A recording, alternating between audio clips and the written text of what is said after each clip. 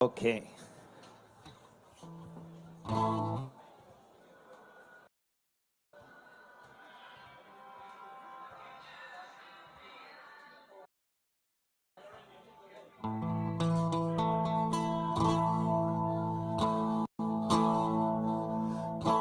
Good afternoon. We're going to do a couple of songs to start out with, and then we'll be hearing from all sorts of other people. And yeah, if Jeremy Corbyn is nearby, then that's good, and for a lot of reasons.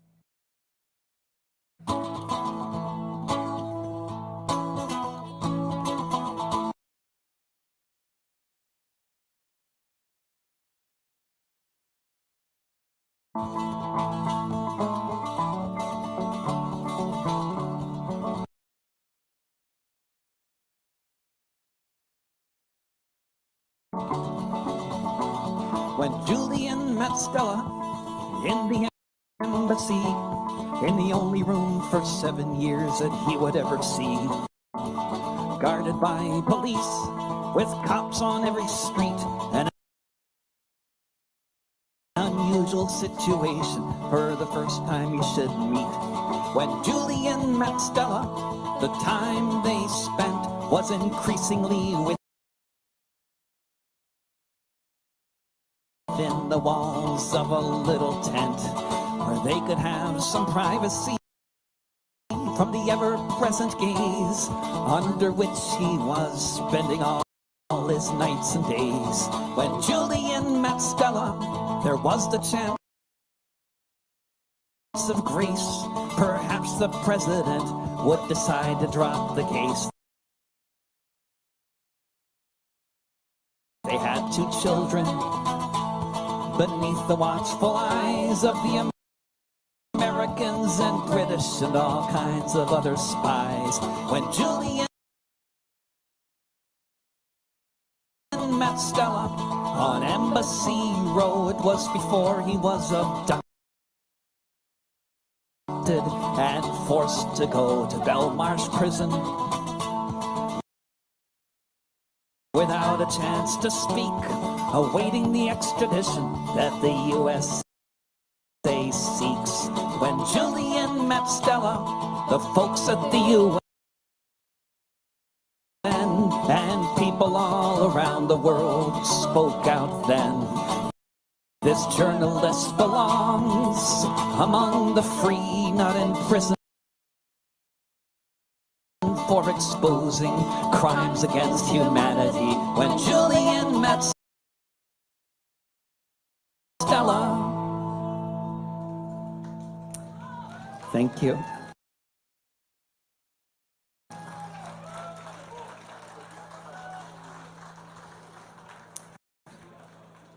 We'll do a song about a prison, and more relevantly, a prisoner.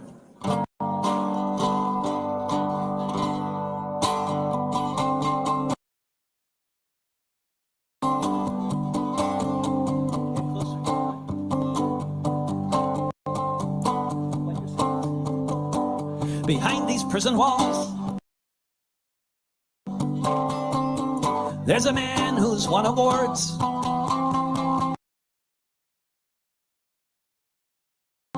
for the work that he has done and all that it affords, such as the knowledge of the horrors committed in our name. They can't stop the message, so the messenger gets blamed.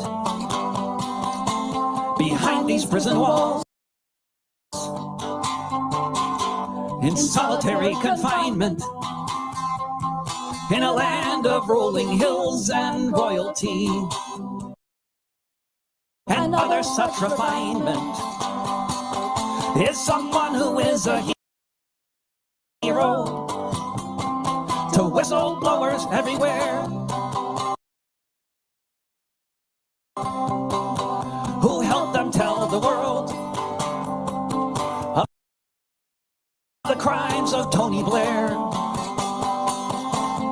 Behind these prison walls, you will find a mortal man. The reason why we know what happened in Afghanistan, when the soldiers of the empire, whose sunset long before, were torturing civilians in their terror war. Behind these prison walls is a part of WikiLeaks, an eloquent orator, but you won't hear him speak. Locked away in silence, one who knows too well how those in power act when there's another war to sell. Behind these prison walls is one who stands accused of exactly what offenses the U.S. has refused to say precisely which, or to try to clear the mist, or to explain how he's not the same as other journalists. Behind these prison walls is a person they deprive of most of the things in life keep us all alive. A person tortured as we stand here now for revealing the war crimes. Why, when, where, how? Behind these prison walls, our very right to be in of what the hell is going on is the teacup in this storm. With knowledge there is power, fully solution by the crown. A 24-hour-a-day indefinite lockdown behind these prison walls.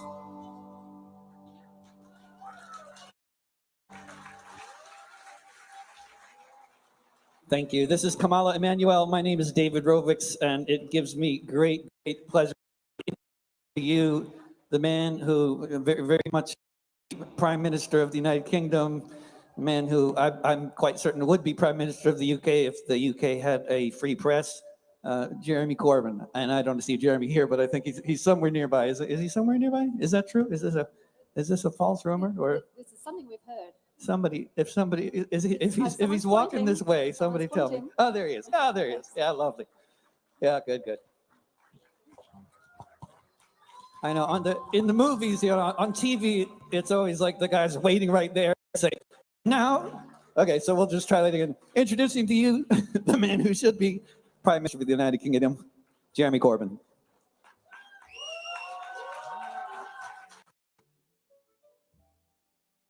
Women don't forget.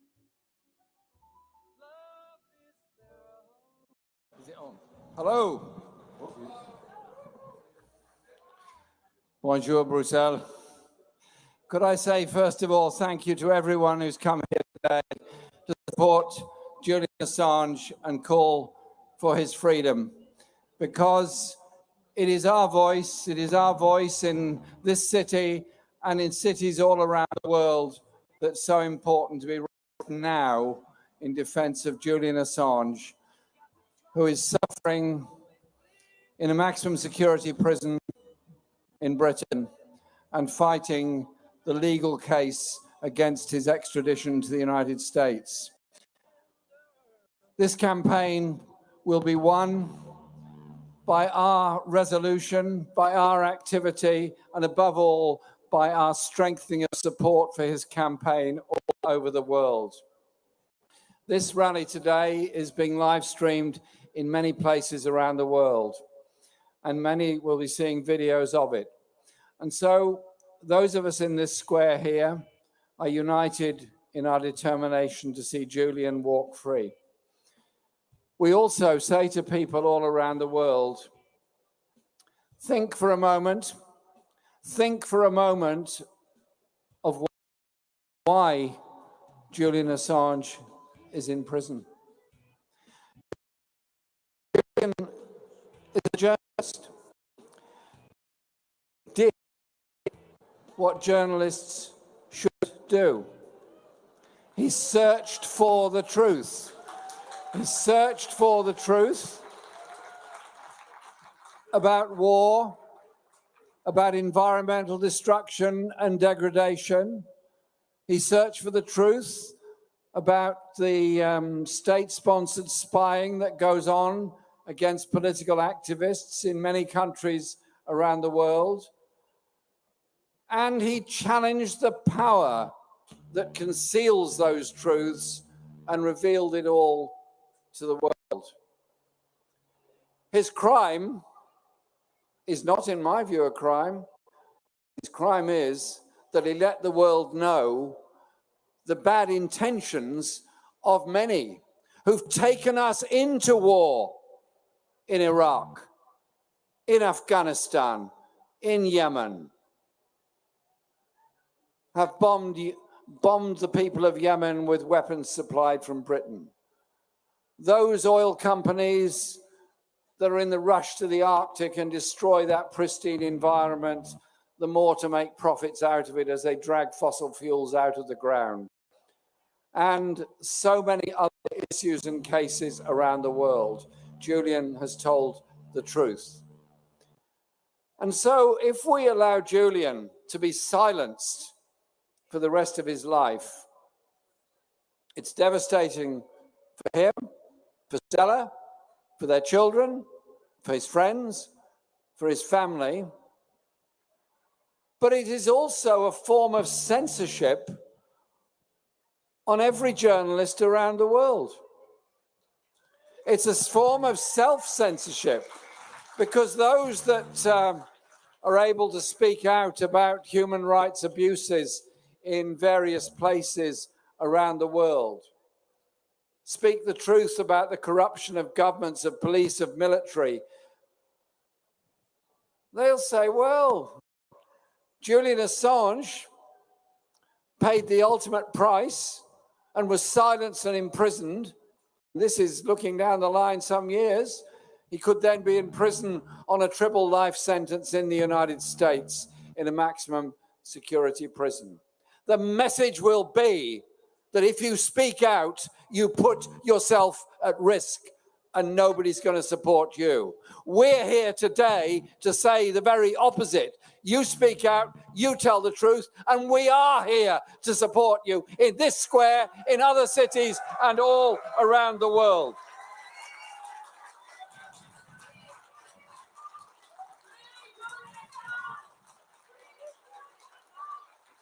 And Julian is now being held in Her Majesty's prison Belmarsh in southeast London.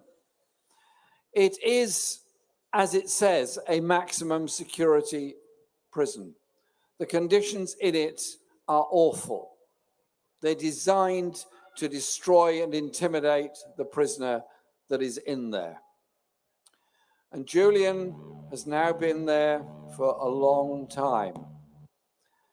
And all the demands that he be placed in some sensible place, even if not released, have been fallen on deaf ears. The punishment goes on. The punishment to try to destroy the man. Well, it's not working because he's not going to be destroyed. He isn't destroyed, and we're going to allow him to be destroyed.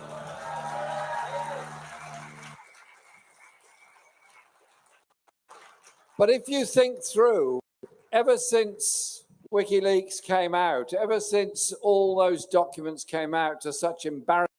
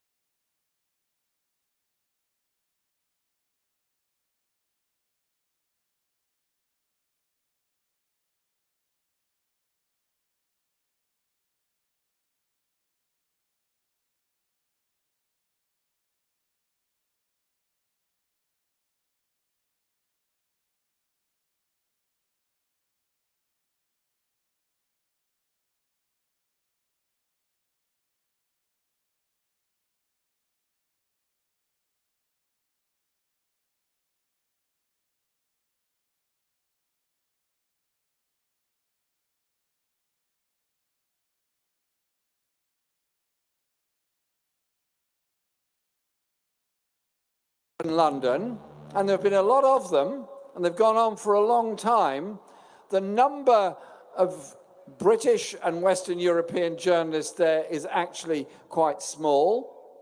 There haven't been editorials in the papers all over the world saying that Julian Assange speaks for all of us when he tells the truth. There's been this self-denying ordinance of saying nothing. Trappism has taken over, and all they've done is broadly reported the facts. Either he's won his case, or he's lost his case, or he's appealing, or he's not appealing. I want people to speak up, tell us what they think. Do they think it's right? Do they think it's right that Julian Assange should be in prison? Do they think it's right that he's been in solitary confinement? Do they think it's right that he's going through this torture? Do they think it's right that he should be put in an American prison for 175 years? I'm sure they would all say, no, no, no, of course it's not right. Well, if it's not right, why aren't you saying so? Why aren't those papers speaking out? Why aren't those journalists speaking out? Because that, to me, is what the important thing is. And so this message from today here in Brussels, and I do pay tribute to those that have organised this event today and organised events all over the world, is very important, because the message has got to go out. To people in Australia, where Julian was born and grew up and has many friends and support, you've got an election coming up in Australia. The issue is not sub judice in Australian courts. It can be raised in the Australian Parliament. Ask every candidate in the Australian election, do you think Julian Assange should be sent to the USA, or should he be freed as a heroic, free-speaking journalist? Simple question, yes or no? I want them all to say yes, and then an Australian government to speak up in support of Julian. In exactly the same way, I say this to our friends in the United States. The United States has a fascinating modern history. The history of slavery, the history of occupation of the West, and all the great histories of the United States. But it also has another history, the history of those that stood for an organized working class in the 18th and particularly 19th and 20th century, that stood up against the most brutal police repression that Paul Robeson sang about. Those that took part in the freedom marches to bring about the Civil Rights Act, to try and end the legacy of slavery, the racism in the southern states, those brave people that risked all to support Martin Luther King and others to bring that about. And those thousands of very brave Americans that risked all to oppose the Vietnam War, the brutality that went with it, and the use of chemical weapons against the Vietnamese people. That is the tradition of the United States that I'm appealing to, that tradition. So I say to our friends across the water in the United States, say to President Biden, it's in your hands. You are the one who appealed against the decision that Julian should not be sent to the United States on medical grounds. It's your administration that's put that there. Over 70 million people voted for President Biden, the largest ever vote in American history. That would include millions of people who want to see a world of peace and justice, who want to see a challenge to the rich and powerful that are disfiguring and destroying our planet and creating such terror and inequality amongst the poorest people all over the world.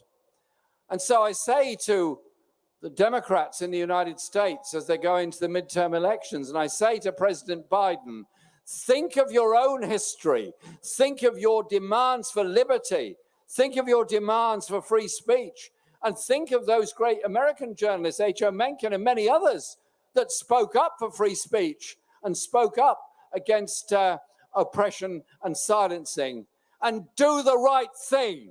And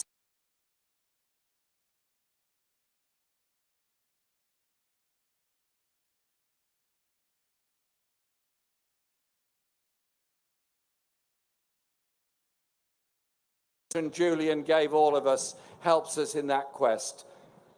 Today, be strong, be resolute, and be powerful, and let's release Julian Assange. Thank you.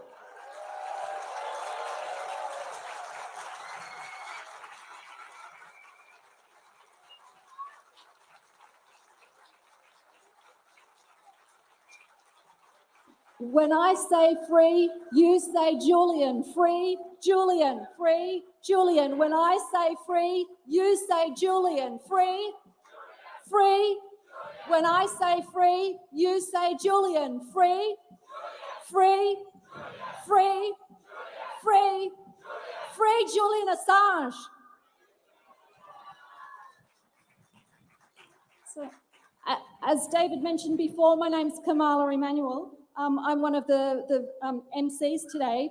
I'm from Australia, and actually I'm so glad that Jeremy Corbyn asked that question about where are the Australian politicians. As a candidate in the elections, I'm standing for a socialist organisation and will be running in this election. And so I want to answer the question, yes, I believe that Julian Assange should be free. I echo the question to every candidate in Australia who is standing, because Australia has a shameful record over these many years that both our leading parties, the Labor and Liberal parties, have failed to protect Julian Assange, who's been persecuted and tortured. It's my pleasure to invite up to the stage next, if he's here, to speak Martin Sonneborn, I'm so sorry. So Martin is a German politician and crossbench member of the European Parliament. He's a satirist, and he has been a staunch supporter of Julian Assange since the beginning. He's a founder and the federal chairman of Deepa, editor-in-chief of the satirical magazine Titanic from 2000 to 2005, and he works for the Spiegel Online and ZDF. So I'd like to introduce, he's already here, wonderful, Martin Sonneborn. Thanks a lot. I'm not chicks on speed, I'm Martin Sonneborn. I want to address three people directly on this day. I have some notes. Thanks, Jeremy Corbyn, Prime Minister of Hearts in England. We need such politicians in Germany and in Belgium too. Today I want to address three people directly. Number one, Joe Biden.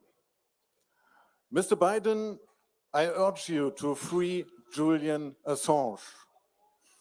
I am a representative of a small, allegedly satirical party in the European Parliament.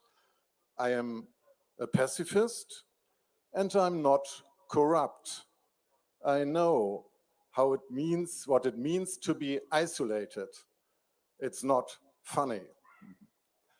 Julian, and I know now you are old enough to realize your mistake and to free Julian Assange. Yeah, please.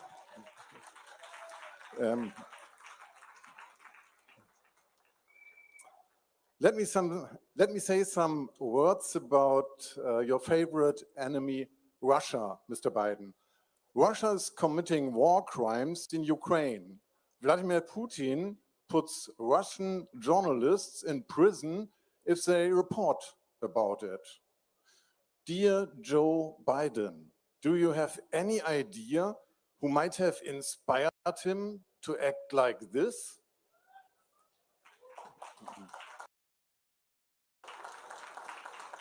Number two, German Foreign Minister Annalena Baerbock.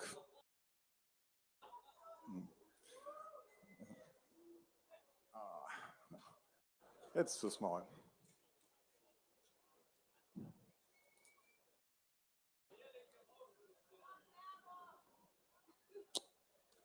Ich weiß, wo ich war, Annalena Baerbock. Number two, German Foreign Minister Annalena Baerbock. You demanded Julian Assange's immediate release in September. Unfortunately, this was 2 weeks before you became foreign minister. After the election, you forgot everything you ever said. Ms. Baerbock, try to remember and free Julian Assange. Number 3, Priti Patel, you are Home Secretary of Great Britain.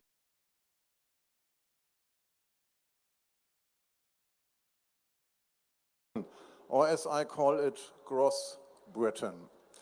You have been keeping Assange locked up in a high-security prison for 3 years now.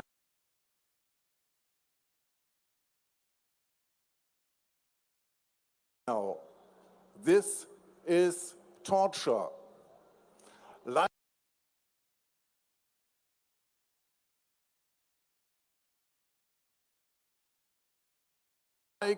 British food.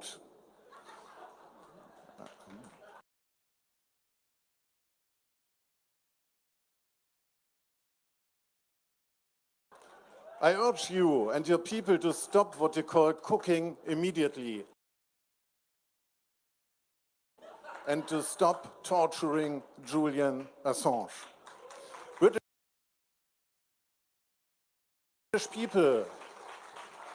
British people believe you are so merciless. They even say Priti Patel would unplug your life support to charge her iPhone. I bet the most of your compatriots and the asylum seekers you are about to send to Rwanda would love to unplug you. Thanks for your attention. Free Julian Assange now.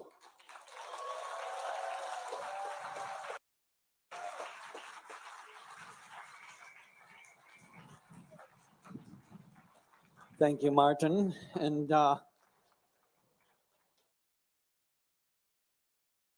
here now before you is a band of folks from all over the world who live in Norway and Germany, and Chicks on Speed. And we'll just have a moment to plug everything in, and they'll be right with you.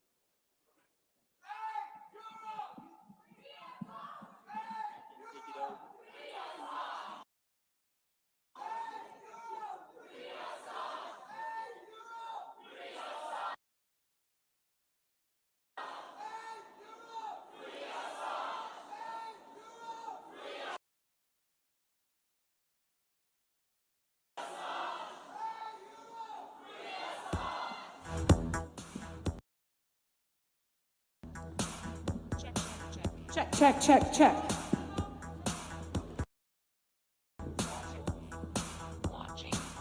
Okay, it's working.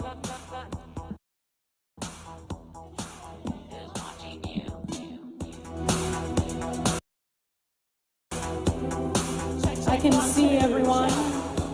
It's nice so many came today.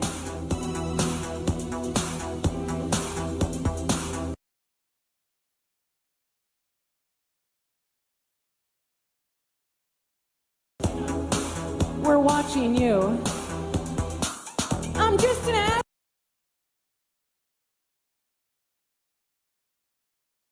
average girl with an average life. I work from 9 to 5.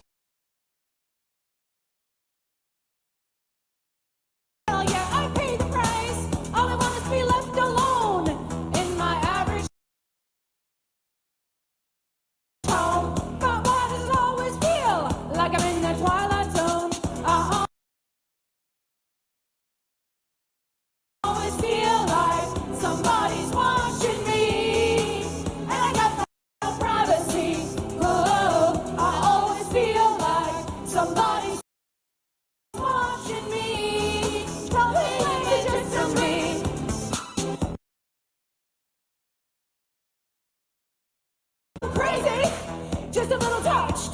The results of listening to Snowden too much.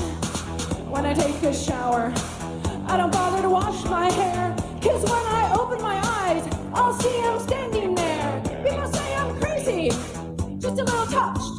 The results of listening to Snowden so much. That's right. I always feel like somebody's watching me, and I got no privacy. Oh, I always feel like somebody's watching me. Tell me if it's just a dream. Who's watching you?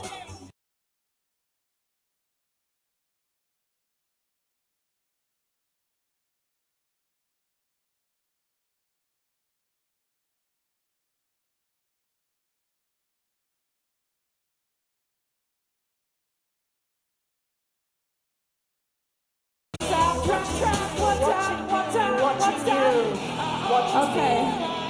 The song is from 1984. Actually, it really was released then. I always feel like somebody's watching me. Who's playing tricks on me? I always feel like somebody's watching me.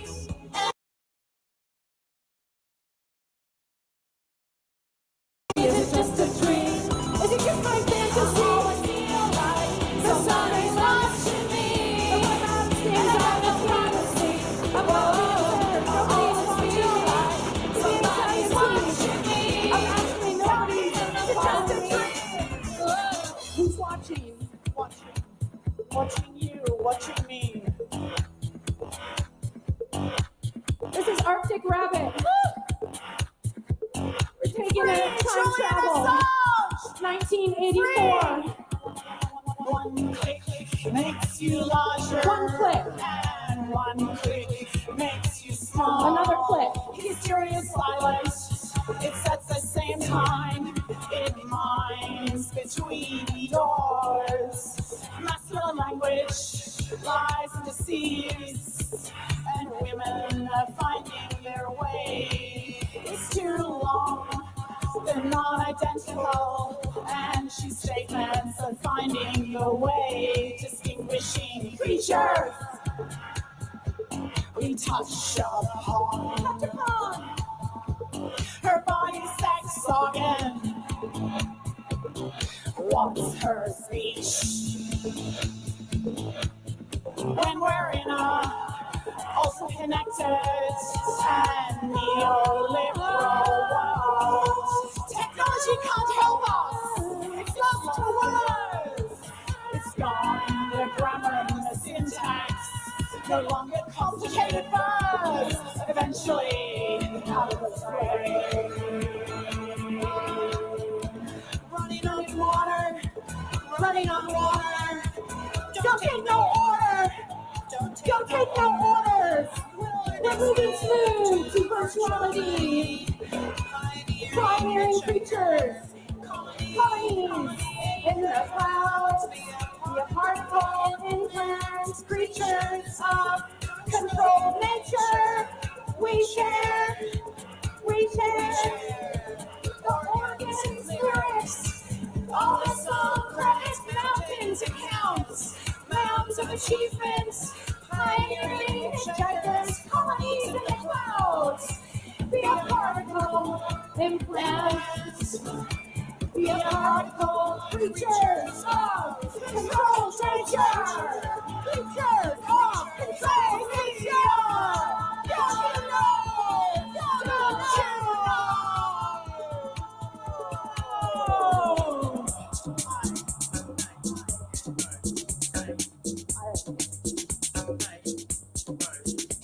The ocean. And the ocean is the deep blue molecular symmetry phenomena emerge. It's unusual. The waves of foam. It's a process in practice. Water improvisation. It's unstable, gravitational. Together, molecular, in the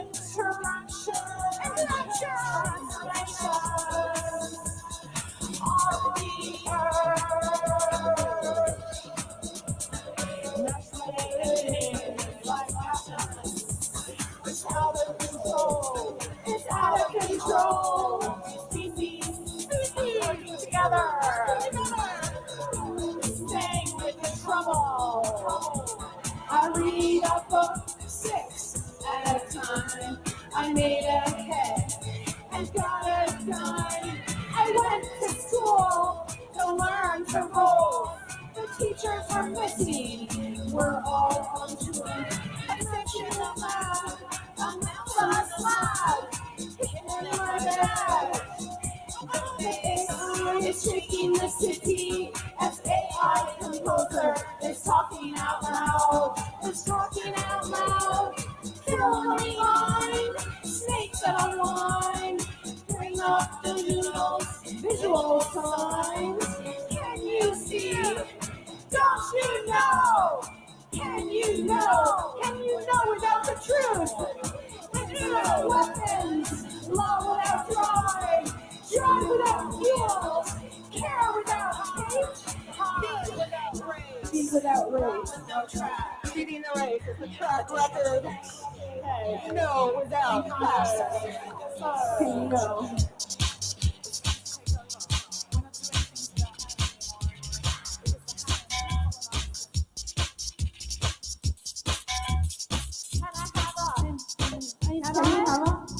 Can I have a taste of your ice cream?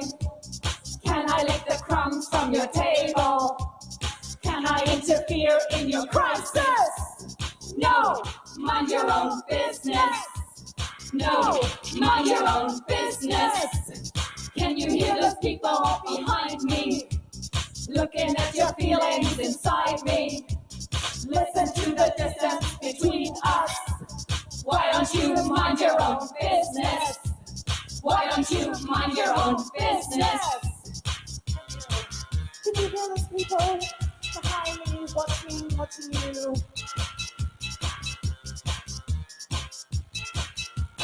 Can I intercept all your phone calls? Listen while you tell all your secrets. Can I interfere in a crisis?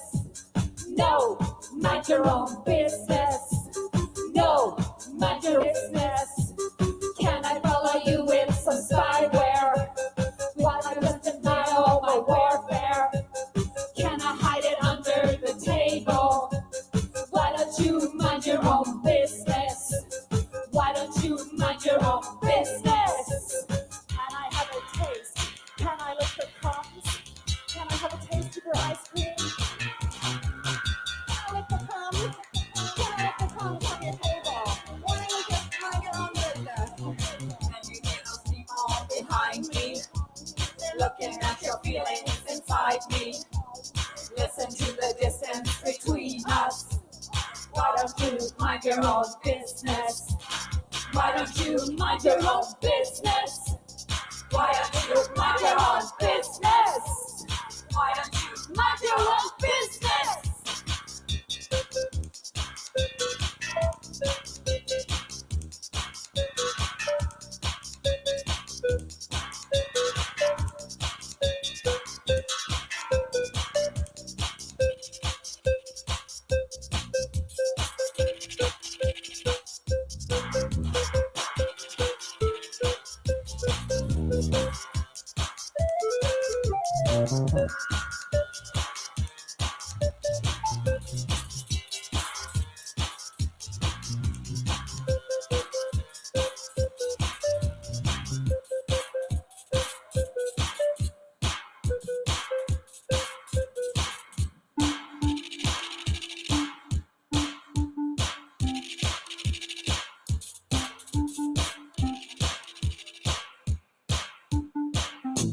Der elektromagnetische Wellen muss frei sein, der Luft. Wir atmen ab, wir trinken ab. Wir schwimmen und wir trinken. We are all Wir data. haben Datenströme. Was wir suchen, What we search, was wir sammeln, was wir what we buy, what we like, what we collect, what we sell, what we want, what we think, what we share, what we search for. We Using data, what we buy. Using data, we are data. Using data, we are data. Using data, data, data. Data, data, data, data, data, data, data, data, we are data. Data, data, data. Was wir wollen, was wir brauchen, was wir wollen, was wir wollen, was wir suchen, was wir brauchen, was wir wollen. Was wir wollen, was wir suchen, was wir sammeln und verteilen, was wir kaufen und verkaufen, was wir leiten und verbreiten, was wir sprechen und probieren und verlieren und verlieren. Was wir denken und beenden, was wir sichern und verlöschen, was wir brauchen, was wir brauchen, was wir wollen, was wir suchen, was wir brauchen, was wir brauchen, was wir wollen, was wir suchen, was wir sammeln und verteilen. Was wir kaufen und verkaufen, was wir leiten und verbreiten, was wir sprechen und kopieren und verlieren und verlieren. Daten, Daten, Daten, Daten, Daten, Daten, Daten, Daten. When data touches the physical world, transfer, transmute through the firewall. Move over, input on the razor's edge. Slave to the search machine, you hit send in, say double, send again. Datenjäger, Jäger und Gedachte, Datenträger, Datenhandel, wir sind Daten. Man verkauft uns und verliert uns, man verliert, man verteilt, man verlässt, man verschwindet. Was wir wollen, was wir brauchen, was wir brauchen, was wir brauchen, was wir suchen, was wir brauchen, was wir brauchen. Daten, was wir wollen, was wir sollen, was wir sammeln, teilen, was wir kaufen und verkaufen, was wir leiten, verbreiten, was wir sprechen, kopieren, generieren, Daten, Daten, Daten, Daten, Daten, Daten, Daten, Daten,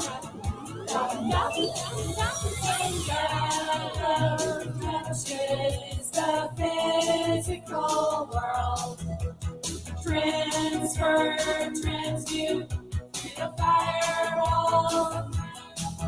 Move over, input on the razor's edge. Slave to the search machine, you hit send and say double, send again. Daten, Datenhaus, gebaut von Datenhändler, ein Datenschutz, Datenbanken werden Banken, Datenwerken werden sich verfügen zwischen Firewalls, wenn wir disappearing in the firewalls. Disappearing, erasing, deleting data. Datenschützen ab. When data touches the physical world, transfer, transmute through the firewall. Move over, input on the razor's edge.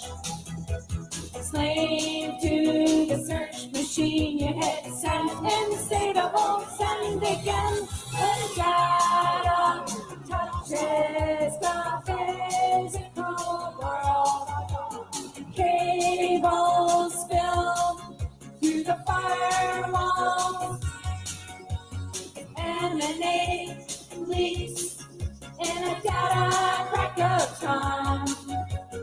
Master to the search machine, you hit send confidential, send again. When data, we are data.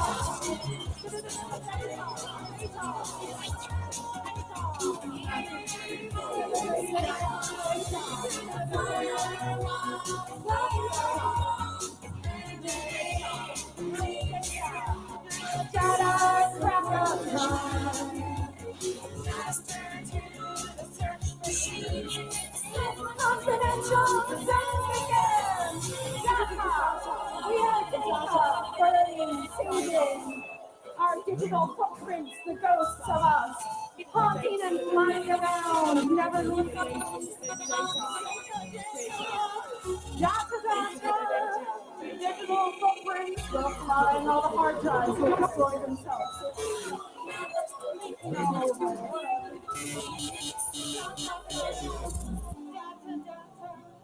We are data. Free Julian Assange! Thank you. We'll be right back with more.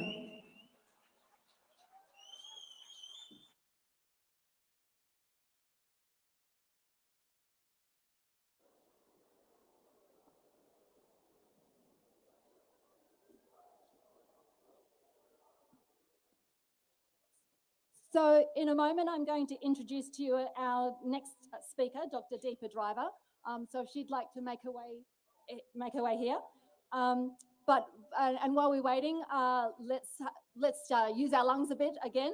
I heard someone chanting this one before.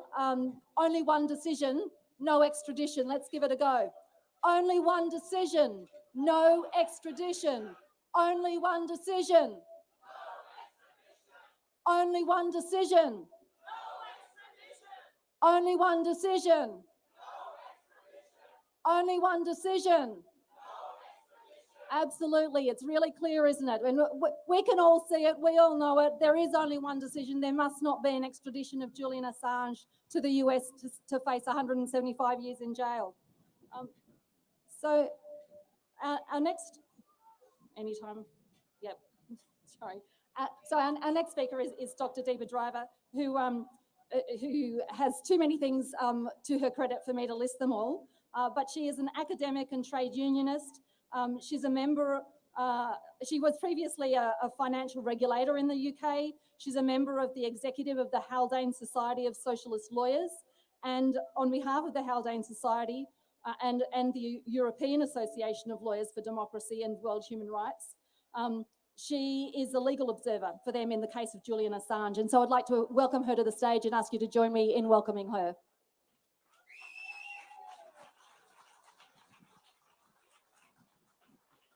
Hello, Brussels. Thank you so much to all of you who have made it today. It's amazing to see from here the square full of people in support of Julian. And all the wonderful banners and yellow ribbons, and it is just great to see you. Thank you.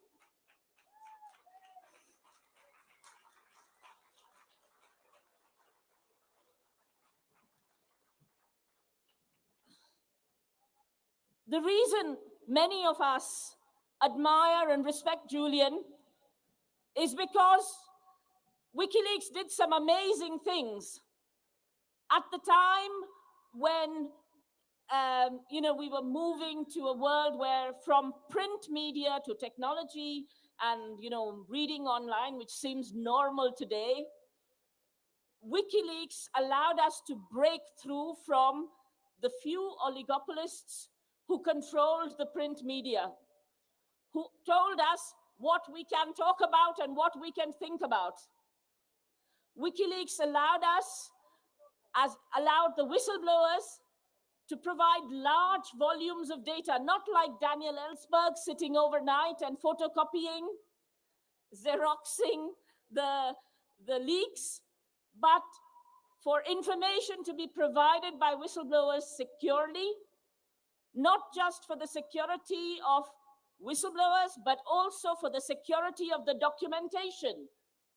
And that means that WikiLeaks to this day has a 100% record of accuracy.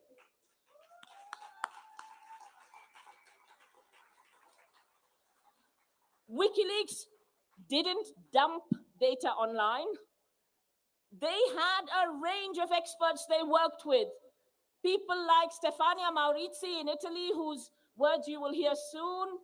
People like John Sloboda at Iraq Body Count, who told us the true number of deaths in Iraq. People who allowed us, like Andy Worthington, to let us know what really happened at Guantanamo, where 789 Muslim men were taken and abducted without due process in the countries from which they were taken, and who were held without charge or trial for over 14 years, for over 20 years in some cases, where children like Omar Khadr, who was 14 and a bit when he was taken to Guantanamo and tortured for over a decade, where the US continued to torture him even after he was set free by trying to, make him in the courts go through a process of lawfare so that he did not have restitution for the crimes. People like Khaled El-Masri, the shame of Europe, a German citizen who was abducted on the Macedonian border and rendicted by 8 CIA agents, sodomized, tortured. And when they realized it was a case of mistaken identity, they didn't let him go.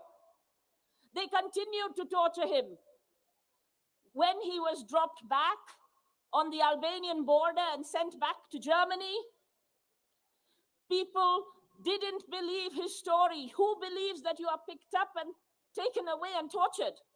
His family went back to the Middle East because they believed he had abandoned them.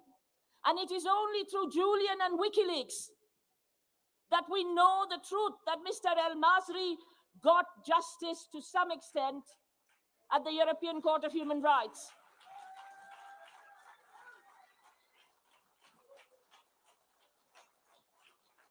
WikiLeaks allowed whistleblowers to talk to the likes of the New York Times, the Guardians, the Washington Posts, who have a phenomenal reach, but whose attention span is quite small. But also to journalists in Tunisia, where the information helped spark the Arab Spring, to allow us to know what was happening in Kenya in Daniel Arap Moi's government in terms of corruption, to allow us to know that on the Ivory Coast, Trafigura was dumping toxic waste. So the story of WikiLeaks, if you are an activist who cares about your brother or sister who is in a care home, your uncle or aunt, your parents, if you care about the COVID crisis, if you care about war, if you care about corruption, if you care about the climate, you should care about WikiLeaks.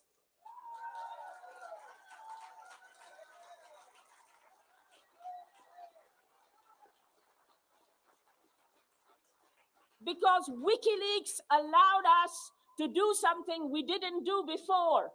Instead of the state surveilling us, we surveilled the state.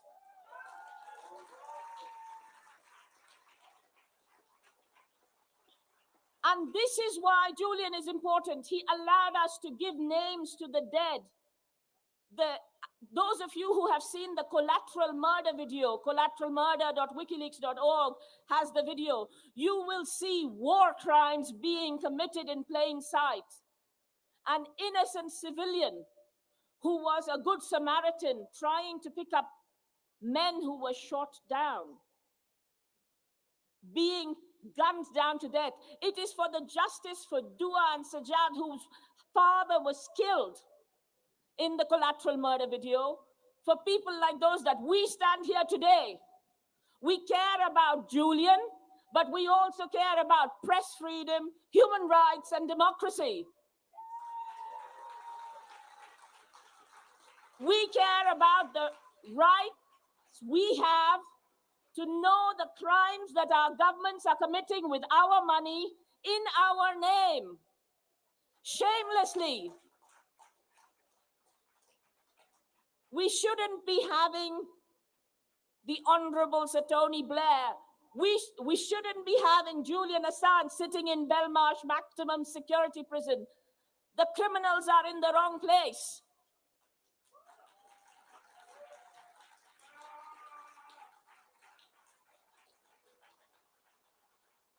I have attended almost all the administrative hearings and the extradition hearings as an observer on behalf of the Haldane Society of Socialist Lawyers, and I speak in a personal capacity from those observations. It is not normal to have the extraditing state, the US, known to have conspired to murder the defendant. It is not normal for the extraditing state to have surveilled the embassy where Julian was and to have heard all his privileged legal conversations, which prevents him from having a fair trial either in Britain or in the US. It is not normal for us to allow an extradition process where the chief witness for the FBI is a known convicted serial pedophile and fraudster who admits to fabricating his testimony in exchange for a bribe from the FBI. This is not normal process. This is not justice. The rule of law is intended to hold politicians and the executive to account. In Britain, the rule of law is not working. We have judges who are staying silent right now. My appeal to judges and lawyers is to speak up, because if not, we have a very clear memory of those who said we are only doing this as a job and who were complicit in serious and grave torture. It is not normal for international law to be ignored in this way, for the UN to find that Julian has been arbitrarily detained, and for Britain and Sweden to ignore it. It is not normal for the UN Special Rapporteur, the great Niels Melzer, to find that Julian has been tortured, and for Britain to not even investigate it. It is not normal for the second superseding indictment in the case to be delivered halfway through the trial, and for new charges to be brought whenever they like, and for a journalist to be expected to be sent to the US to face 175 years stuck in a hellhole where he will be allowed to die. This is not normal. He should not be extradited. Julian is a hero.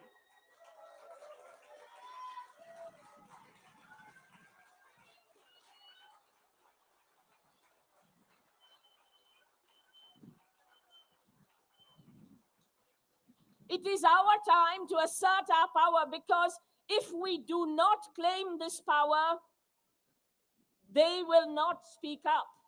It is your time, and I'm so glad you are here and speaking up to free Assange. Thank you for your solidarity. Please stay strong. Please speak to other people. Please put pressure on people like Priti Patel and Boris Johnson, who may not listen to reason, but who care about the sound from the streets. Gareth Peirce always says that the fight is 50% in court, but 50% in the court of public opinion. And we know what that opinion is. Free Assange! Thank you.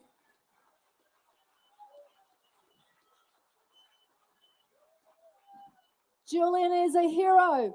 Free Julian Assange. Julian is a hero. Free Julian Assange. Julian is a hero. Free Julian Assange. So I'm very pleased to be able to invite our next speaker. And our next speaker is Mick Wallace. He's an Irish politician, a member of the European Parliament, and for the South constituency. And he is a member of the left in the European Parliament and of the Independence for Change. So please welcome Mick Wallace. We'll give him a moment to get up here.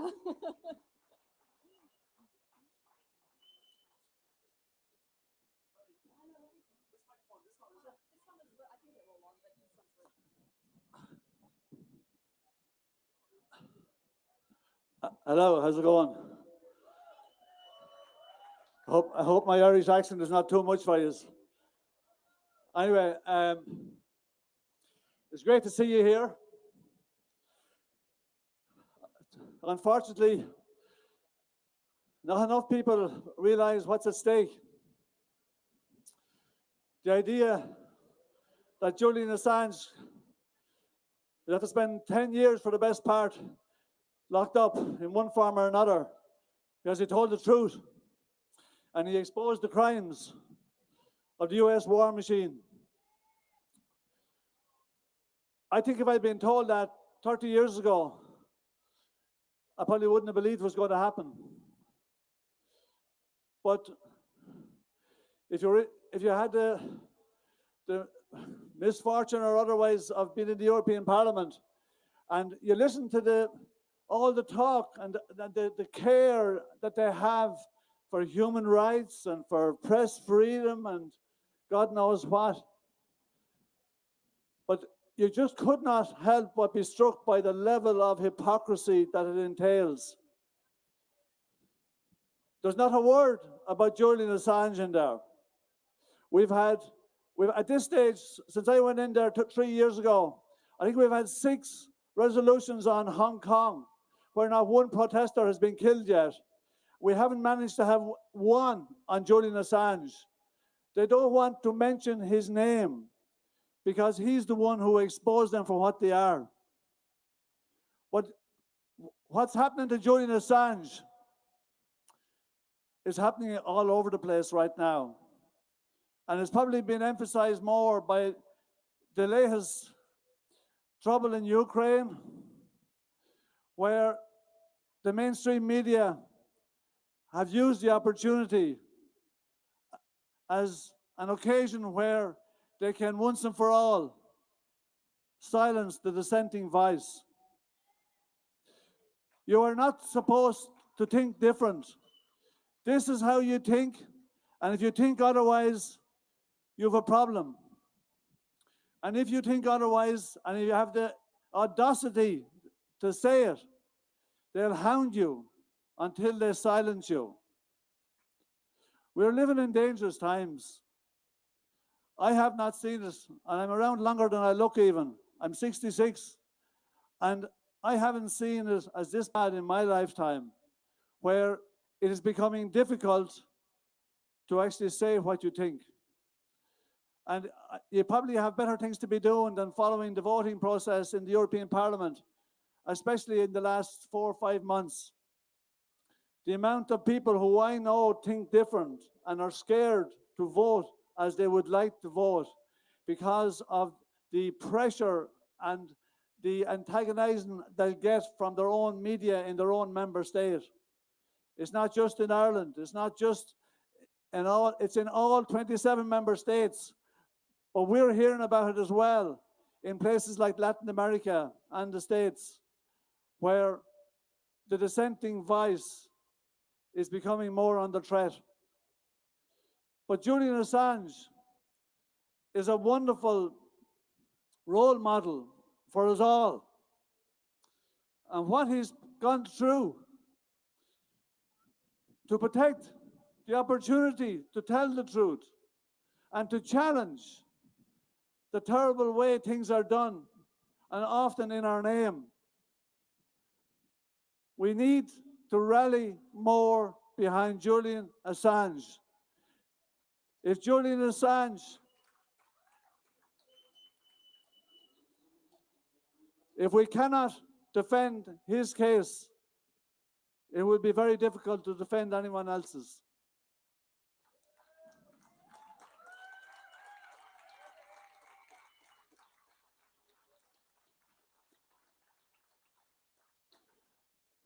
I've no intention of lecturing you about how the system works and what's really going on in the world today. But the manner in which the EU member states and other European states have fallen in line behind the US NATO agenda of late is scary. And all I'd say to you is you wouldn't be here if you didn't know that something was amiss and something was wrong. And you wouldn't be here if you didn't realize that the manner in which Julian Assange has been treated is just too bad. And all I can say is, the next time you come to a protest in the name of Julian Assange, bring a friend so that there's twice as many of us the next day. Thank you.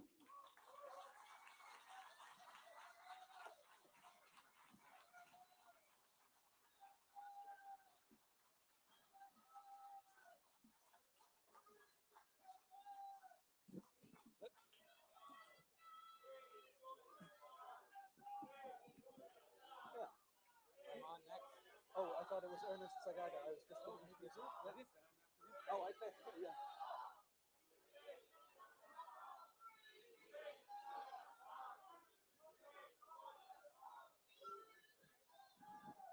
There are so many governments around the world and so many other powerful entities that don't support Julian Assange and don't support the freedom of the press. But I will now introduce a representative of an organization that has been very consistently supportive of Julian Assange and freedom of the press, Ernest Sagaga from International Federation of Journalists.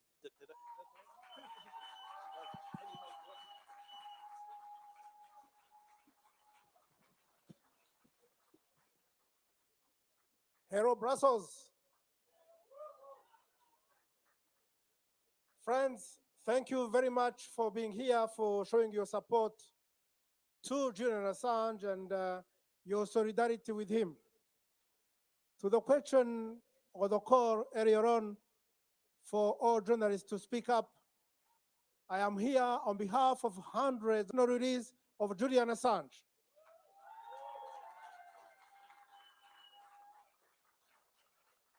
Now, his case is a tragedy for him and for his family.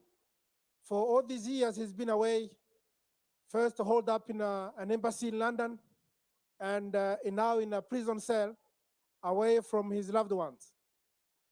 But it is much more. For what he's being accused of and for which he's being sought in the US, if indeed that proceeds, it will have a chilling effect on journalism as a whole.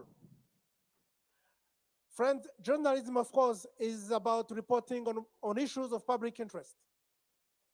But it depends on the ability of journalists to receive information from their sources, who need to be reassured and protected from arbitrary reprisals for having shared that information in the public interest. And Julian Assange case is no exception. In fact, I would like to quote the leader of our affiliate in the UK and Ireland, Michelle Street, who said that, the quote, Julian Assange is prosecuted for actions that are commonplace for journalists the world over, end of quote. Now, there is no shred of evidence that the revelations by WikiLeaks have put anybody in harm's way or have compromised any country's national security.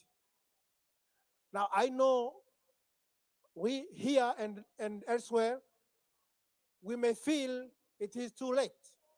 It is 5 to midnight. But I think there is hope. And I want to be a journalist here and apply the fairness. I deal with governments all over the world every single day.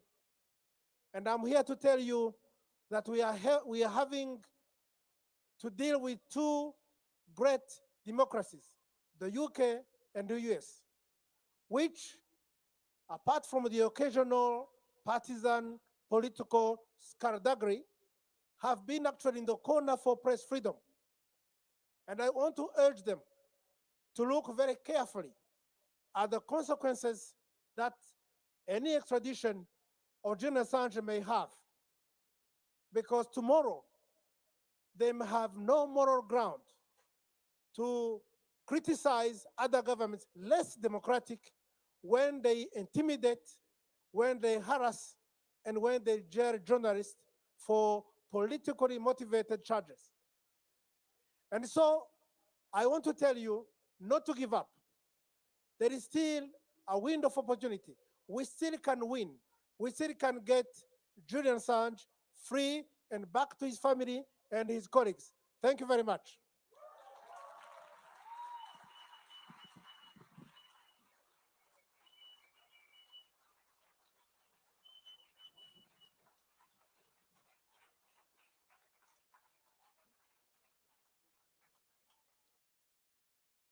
Hello.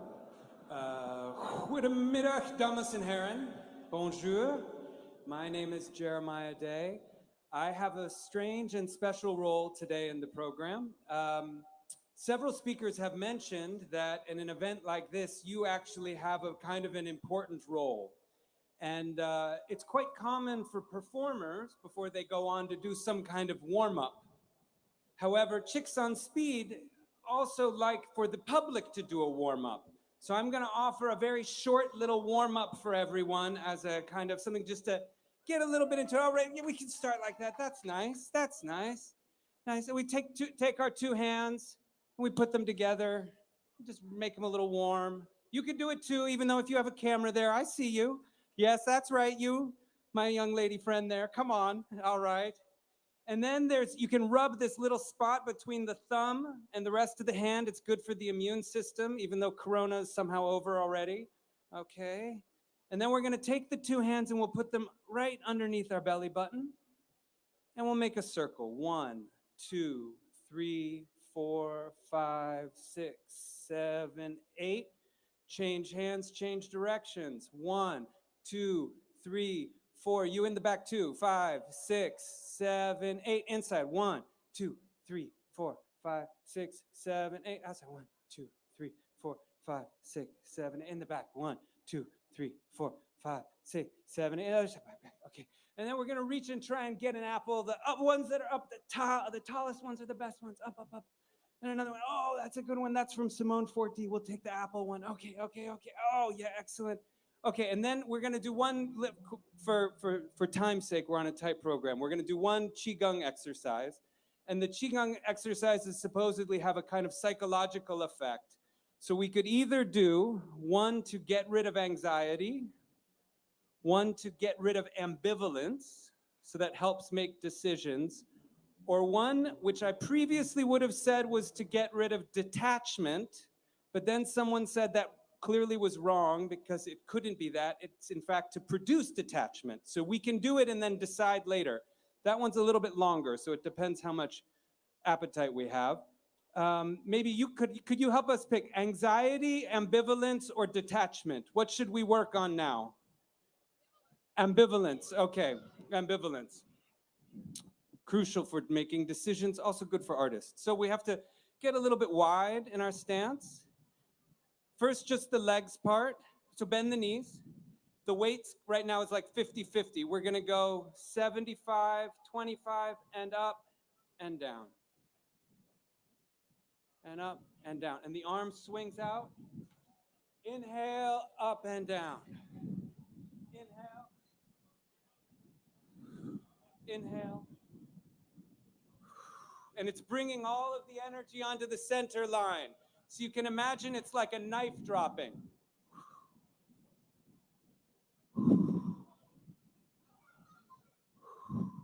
Okay, I taught it to someone who then taught it to someone else who then taught it back to me with a funny variation. So we'll do the variation version too, because we have enough time for that. So it's a little bit different. We step in. And we make a loud sound. Ha! Ha! Straight down. Ha! Ha! 2 more. Ha! Ha! Excellent. So if you really want to use it to make a decision, don't do it like 10 times. You just do it 3 or 4 times on each side, and then that gathers the focus. Okay, thank you. I also have, I have 2 songs. I've got 2 songs for Julian Assange. I've got 2 songs 'cause his nights are too long.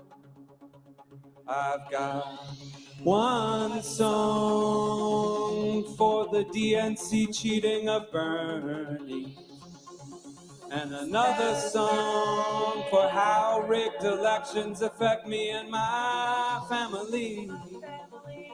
I got another song for every dead journalist who worked for Reuters who was Iraqi.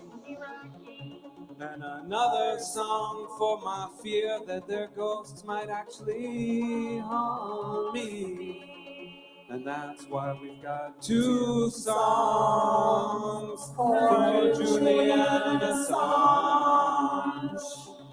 It takes 2 songs, cause I'm afraid one might not be enough.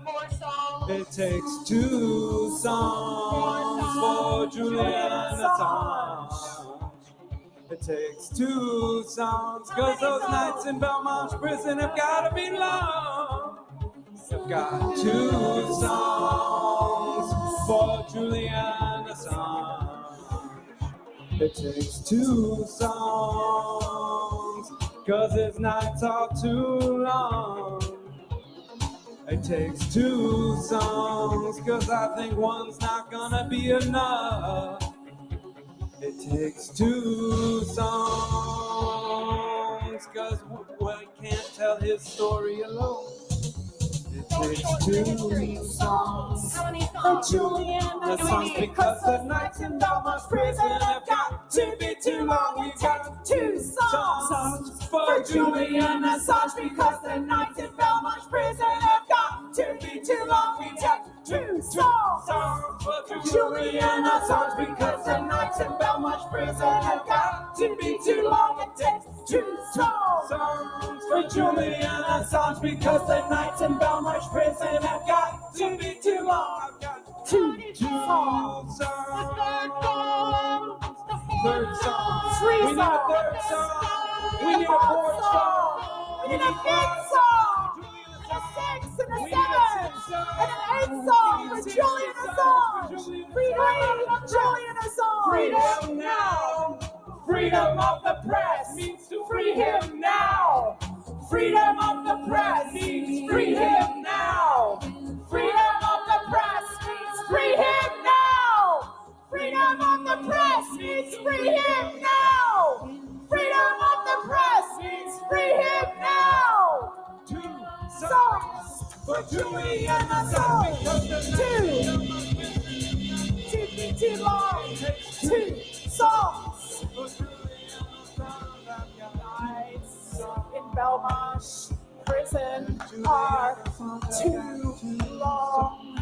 I got 1 song for the 3 tears songs. of my mom.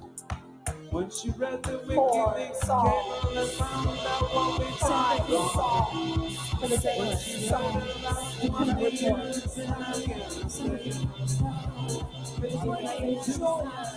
Free Julian for the characters Julian. Free Julian. Free Julian. Free Julian. Free Julian. Free Julian. Free Julian. Free Julian. The press means Free. free him Free. now. Free. Freedom, Julian. Free. This is a song about going up of Afghanistan and a war that starts physical, how it goes into the virtual space.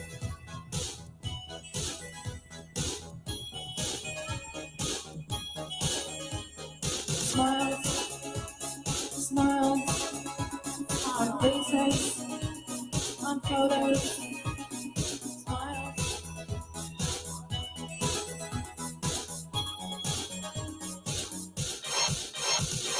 Smiles on faces, on photos, trips to the mountains, over borders.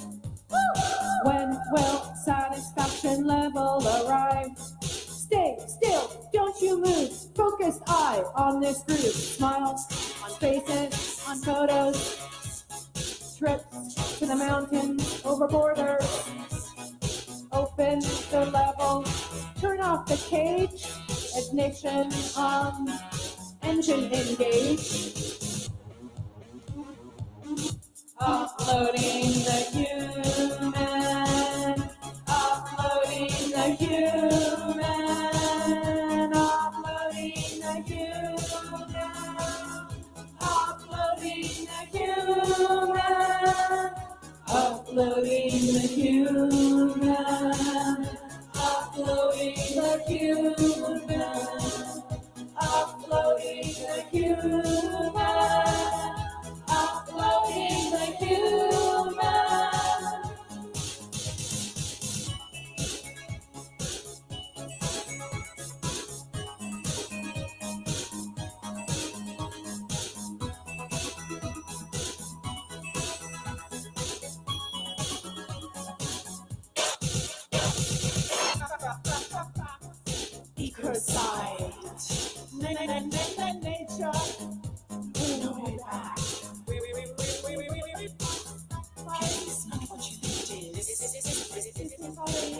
Crime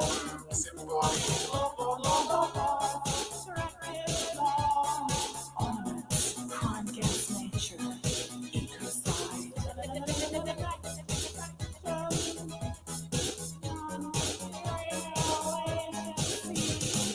Ornaments, crimes against nature. Uploading the human. Uploading the human. Uploading the human.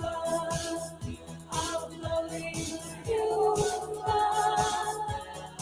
Uploading the human. Uploading the human. Uploading the human. Uploading the human. Uploading the human. Uploading the human. Uploading the human. Uploading the human. Uploading the human.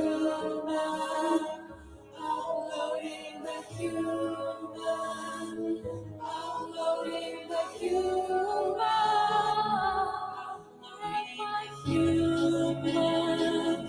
Uploading the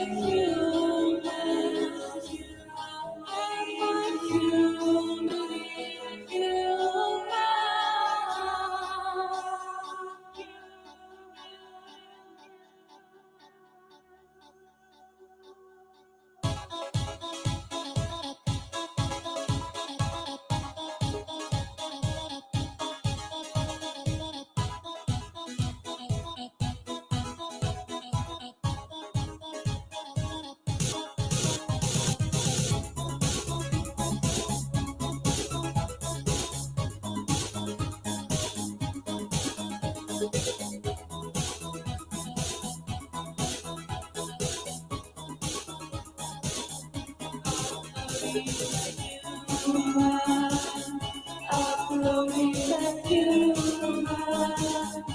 Uploading the human.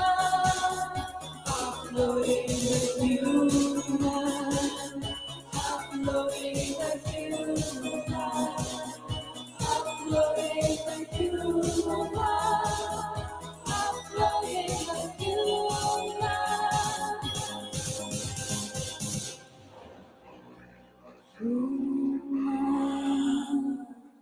Free Julian Assange.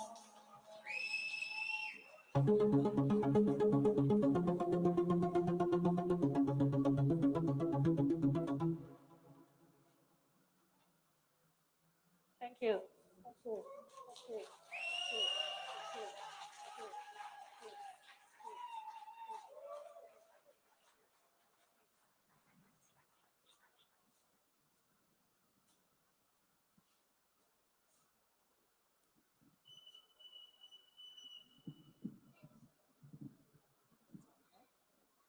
So the next speaker that I'm pleased to invite to the stage is Annie Machen. She was a former MI5 officer. She resigned in the 1990s from her position with British Intelligence Service in order to denounce as a whistleblower the crimes and incompetence of the agency. And since then, she's been forced to leave the country. She lives in exile across Europe, and she has told her story in an autobiographical book, Spies, Lies and Whistleblowers, MI5, MI6 and the Shaler Affair. I think it's people like Annie who understand what it is to be a whistleblower. Please welcome her.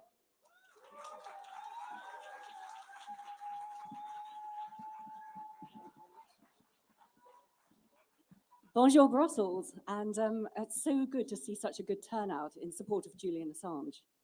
As mentioned, I started my working life as an intelligence officer for the UK's Domestic Security Service, otherwise known as MI5, before resigning to blow the whistle. And that was quite a traumatic and long drawn out experience. When I had the pleasure and the honor of meeting Julian Assange and first hearing about the WikiLeaks media model way back in 2009, I remember saying to him at the time, I wish you had existed a decade before, because you could potentially have saved other whistleblowers far sooner. So I've always seen that his revolutionary high-tech publishing model actually is there primarily to protect potential future whistleblowers and used to protect future whistleblowers. And we need them in order to find out about the crimes of corporations, the crimes of governments, and the crimes of the spies. So it's my honor here to talk here today about this. When I mentioned the whistleblowing story, this was way back in the 1990s when I was recruited to work against terrorist targets, primarily the Provisional IRA. There I met, within MI5, a man who became my former partner and former colleague, a man called David Shaler, who became a very notorious whistleblower way back in the late 1990s. We resigned to blow the whistle on a whole series of spy crimes and incompetence. This included not only files held on many government politicians, and also Mr. Corbyn spoke here earlier, there was a file on him, but also illegal operations, illegal phone taps, mistakes that were made that could have prevented bombs going off on British streets put down by the Provisional IRA, and then MI5 covered up those mistakes and lied to government. And it culminated with an illegal telephone tap on a very high-profile left-wing journalist, 2 innocent Palestinian students going to prison for an attack they did not commit on London streets, and both of them went to prison for 15 years. And finally, and most egregiously, there was an illegal assassination attempt against Colonel Gaddafi of Libya back in 1996, which was organized and funded by MI6, which is the external intelligence agency in the UK. Most people know them as the James Bonds of British intelligence. Now, we tried to change things on the inside, but we couldn't. We were told to just follow orders. So we decided to go public and go to the media. David took proof of what he was caused a blockage, because it meant that when the police, it was very frustrating working with the mainstream media, because particularly when he was put on trial inevitably for a breach of what was known as the Official Secrets Act, he was allowed no legal defense. And the press was not allowed to cover what was being said in the courtroom. So fast forward to my meeting with Julian Assange in 2009, and as I said, we wished that the WikiLeaks model had existed way back in 1999, because then the proof would have been out there, David would have been more protected, and justice may have been seen to have been done. I mentioned the old whistleblowing case because of the lessons I learned during that time, most particularly how the mainstream media, the old media, can be and is controlled very tightly by the intelligence agencies and by government, particularly in the UK. There is something called the soft power, where the journalists are brought into the magic charmed secret circle, and they then break the stories the spies want them to break. But there's also the hard power, a whole raft of different legislation, different laws that can be used against journalists. And these are actually being tightened up at the moment within the UK itself. They are going to pull together a new version of the Official Secrets Act, which they are going to call the Espionage Act, and will put journalists in prison for up to 14 years, purely for reporting the crimes of government, spies, and the military. So having a model like WikiLeaks, having that as an alternative to go to as a whistleblower, protects the potential whistleblower, and it allows them to thrive, and it allows all of we, the fellow citizens, to know what is going wrong within very secretive organizations, so that reforms can be made and laws can be tightened up, and there can be greater accountability and transparency and greater justice. And over the last 20 years, particularly with the illegal war in Iraq, with the illegal invasion of Libya, with what happened in Syria, and also what's going on in Ukraine now, we have never had a greater need for more openness and more transparency and more justice, so that we, the people, know what is going on, and we can take steps to pressurize our governments or vote in new governments to try and rectify these sort of war crimes. And that's what we need to do.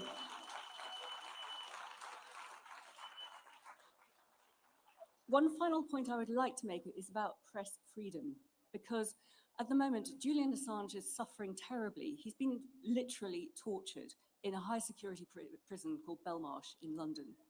And if he is taken off to the US, he is, as you've heard already today, facing potentially 175 years in prison, purely for doing the job as an award-winning journalist and as a high-tech publisher who protects his sources. This is unconscionable, it is disgusting, and it should not happen in a notional Western democracy. So shame on the UK government for allowing this to go ahead. Shame on the UK legal system for allowing this to go ahead.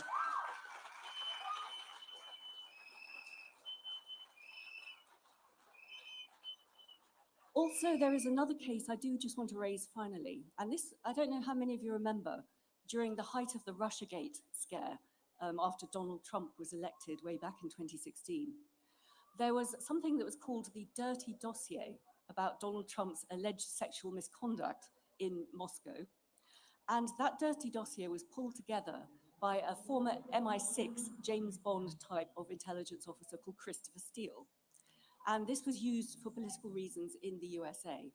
Now, whatever the rights or wrongs of this alleged misbehavior in Moscow, the point is the man who published it, the MI6 officer Christopher Steele, then was sued by some Russian oligarchs who were implicated in this dossier in the US courts.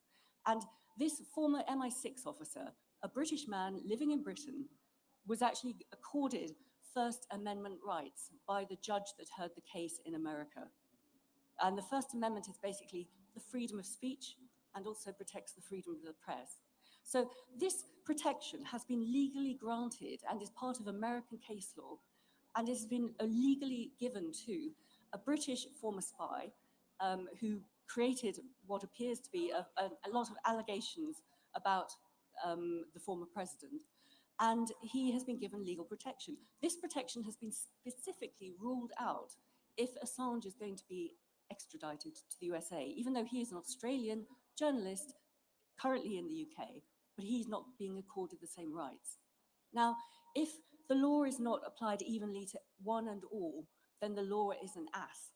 And we need to stand up and fight for Julian Assange's freedom, but also Julian Assange's protection as a journalist and Julian Assange's protection as an award-winning, high-tech publishing visionary who has very humanely tried to protect whistleblowers going forward into the future. So all I can say is I salute the man. I think he is an amazing person. He's a lovely guy. He's very funny. He's ferociously bright. But also, he has actually done all of us a service. We, the citizens who need to know what is going on behind the scenes. We, the citizens who need to know what the government is doing in our name. And we, the citizens who need to know about corporate corruption and war crimes. So all I can say is the very best of luck, Mr. Assange. And I hope that some form of British justice will prevail, be it the Home Secretary or the Prime Minister, or even potentially the European Court of Justice, to allow this very brave, very wonderful and very warm man to go free and to rebuild his life. And thank you very much for all your support coming here today. Thank you.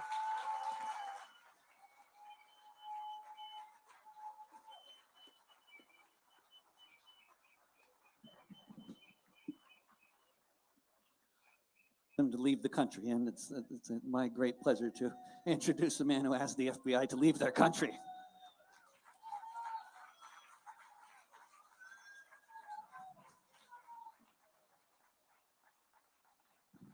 Well, it's good to see you all here in Brussels, but I also greet the thousands and the tens of thousands who are following this rally throughout the world. Now, I think it is important to understand that the tyrants, oppressive authority, they want the world to know about the fate of the Nelson Mandelas. They wanted South Africa to know all about Robben Island. And in Turkey, the Turkish authorities want the Kurds to know all about İmralı Island, where Abdullah Öcalan has been kept in isolation for 23 years. They want the world to know about this. and they want the world to know about the fate of Julian Assange in Belmarsh.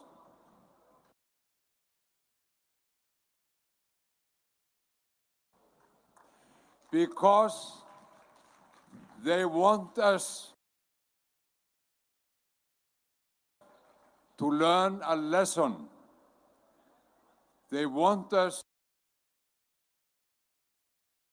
to receive the warning.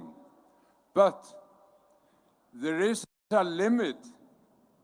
There is a limit when the wave of protest rises to the extent that it becomes out of control.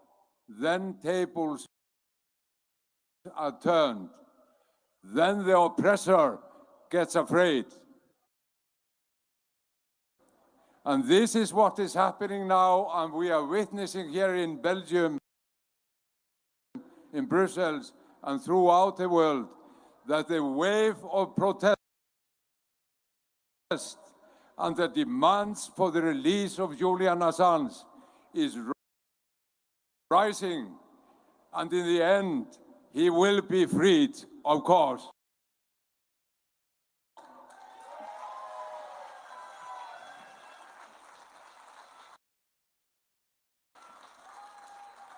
And I want to tell you a little story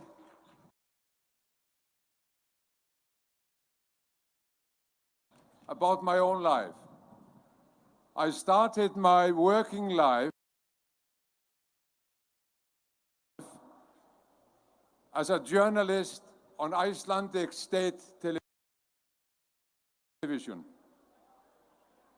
I started in the late 1970s and worked there until the close of the 80s. At that time, we received film footage of events abroad by flight. We got the films sent to Iceland twice a week. And when the footage we received it, it was out of date. The train crash in Spain, nobody died. There was no news. And the OPEC meeting, also happening that day, no decision was made on the price of oil. But what we could do with the film material is to use it as footage for our analysis. And what we would do, we would read articles, periodicals, books. We would plow through this to get information to throw light on the events and developments. Now, in the middle of the 1980s, all this changed. Now the satellites could provide us with news of recent events, if not direct. And then the train crash in Spain and the OPEC meeting was on our screens. Not because they were important news, but they were fast news. And those who could provide fast news from today, the last hour, they also gained control over us.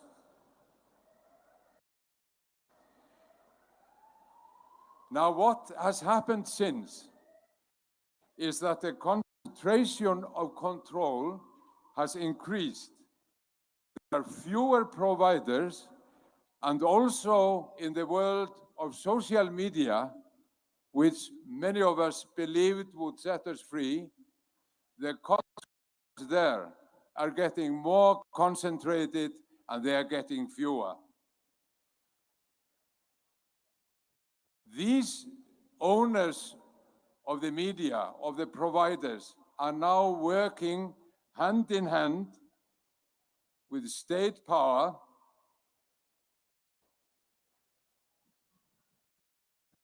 preventing what they call disorder, fake news. And there is a lot of fake news around. Fake news is a reality.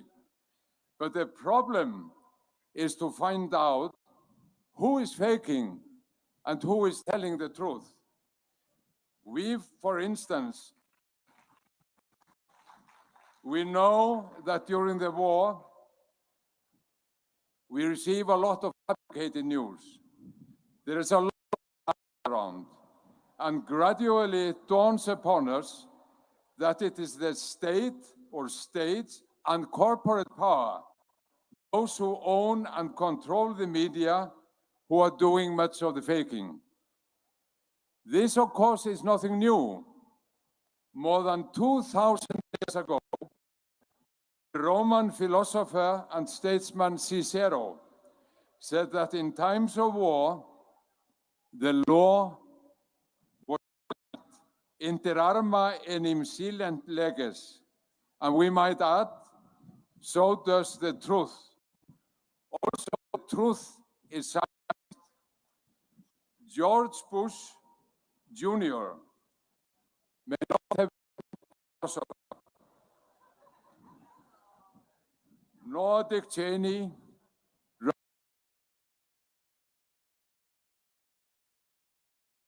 Rumsfeld, Bolton, or Condoleezza Rice. Terrorism. This enabled them to do things which hitherto were not possible. Enact law on home security, have their Guantanamos, and spy on all those who were seen to be a terrorist threat. We are at war. Across the Atlantic in Russia, Vladimir Putin was thrilled as he was fighting what he called the terrorist threat in Chechnya and elsewhere in the vast lands of Russia at the time. He said he was at one with George Jr. and wanted to join NATO. But soon NATO became busy invading Afghanistan, and then Iraq was invaded, and later came regime change and attempts at regime change in other countries. And furthermore, we not only had Guantanamo, but also the mentality of Guantanamo, namely silencing critical voices and critical information which was seen to disturb the global war on terrorism. Because remember, in war, the law must be subdued, silenced. And gradually, the entire globe was in fact silenced. Not entirely, but to a very significant degree. It is into this world Julian Assange steps towards the close of the first decade of this century with the establishment of WikiLeaks. He steps into a world which is being increasingly subjected to an ever more powerful torrent of fake news, or no news at all, a silent world fighting a global threat. With WikiLeaks, the silence was broken. And think about it. When WikiLeaks broke the silence, nobody contested what it said. Nobody said it was fake.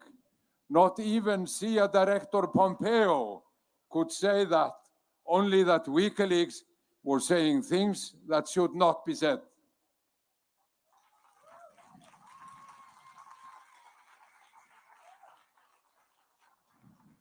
And here we come to the crux of the matter. Julian Assange's crime was to tell the truth, break the silence. Julian Assange blew the whistle, waking up the world.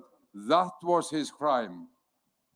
Not only did he bring us documented news of war crimes in Afghanistan, in Iraq, and elsewhere, but he brought to our attention shady deals in the financial world and the irresponsible disposal of hazardous waste in the lands of poor nations.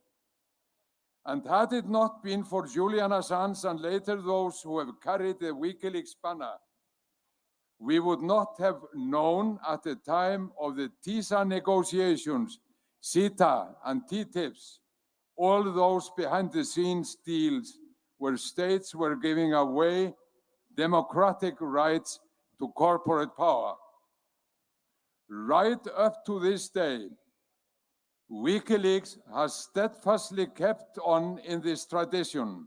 I mentioned Libya and the falsification reports on Syria at the Organization for the Prohibition of Chemical Weapons. And I repeat, never has there been leveled accusations that the information provided by WikiLeaks was wrong, fake, fabricated. Never.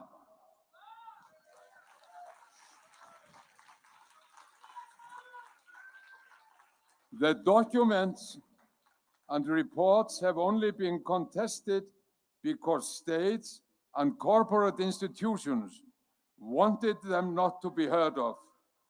They found the whistle of the whistleblowers disturbing. They did not want the world to be woken up. So what to do? The solution is obvious. You break the whistle. You break the whistle. This is why Julian Assange is in prison. He had to be silenced, his whistle broken, and what is more, by breaking his whistle, all whistleblowers would be given a message, would be given a warning. And this is why we are here, to demand that Julian Assange be set free.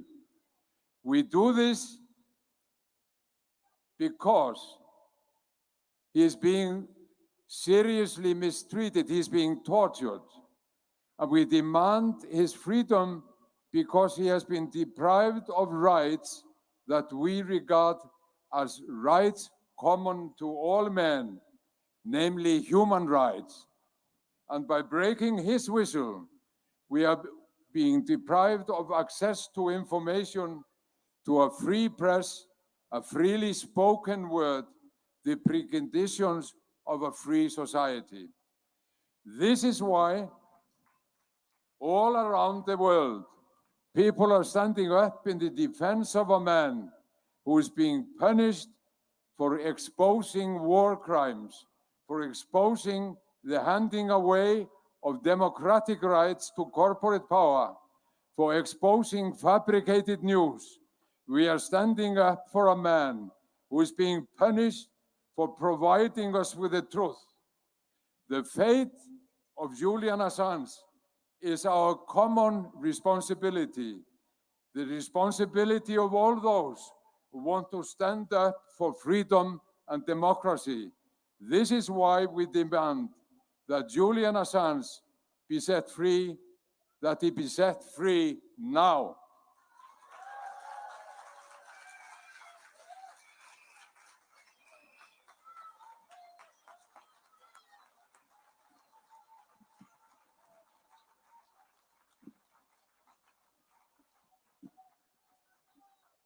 Free Julian Assange!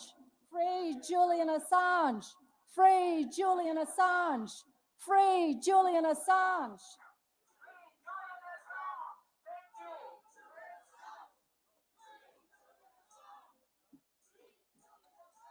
So we have so many wonderful speakers today. And I would just echo the comments that were just made, that having Julian in prison is an example that the rulers of this world want us to follow. They want us to be afraid. But what we should be turning around and saying is, it's not Julian Assange who should be in prison, but those who've committed the war crimes, They're the ones who should be on trial. They're the ones who should be under attack.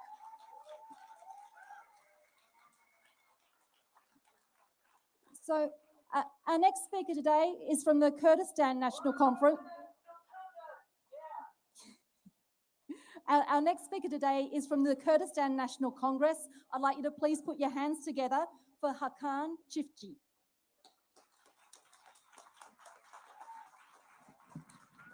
Welcome everyone. Greetings from Kurdistan, greetings from Kurdish people. I'm speaking on behalf of the diaspora of the Kurdish community. First of all, I would like to express our support and solidarity to Julian Assange, who is a person fighting for truth and justice, a person who denied to live a world based on lies by the elite powers, a person who never betrayed the dignity of the truth. Dear friends, as Kurdish people, we have struggled to bring justice to Kurdistan and Middle East. The key actor for preventing stability in the region today is the Turkish state and their allies. Just like Julian Assange, many people who are fighting for truth and justice, they have put in prison in Turkey. Political leaders and truth seekers like Abdullah Öcalan, who have been in prison for 23 years, and thousands of political prisoners and 63 journalists are in jail today. As you may have heard, since the 17th of April, with the help of Barzani administration of the Kurdistan region government in Iraq, with hundreds of warplanes, the Turkish state started a new comprehensive attack on Kurdish people and their self-defense forces in South Kurdistan, which is in northern Iraq. Last year, the Turkish army had attacked these regions for months while resorting to the use of chemical weapons over 300 times. War crimes by the Turkish state does not only include human genocide, but also ecological genocide. The occupation war once again shows that the Turkish fascist president, Erdogan, is trying to manipulate the international community by claiming that he is working to achieve peace and stability in Ukraine. Unfortunately, the manipulative policy by Erdogan seems to have gained the relative success to silence US, UN, and EU member states and the mainstream media in order to continue his military actions, which destabilize the region and the world. This military campaign should stop immediately. Assange has already exposed the true face of the Turkish fascist regime and their allies. The Kurdish people demand immediate release of people like Julian Assange, Abdullah Öcalan, and all journalists and political prisoners. We call the international institutions to stop playing the three monkeys about this injustice. We also call all the international community to react all this injustice and show the reaction like we are doing here now. Long live truth and justice. Long live Julian Assange.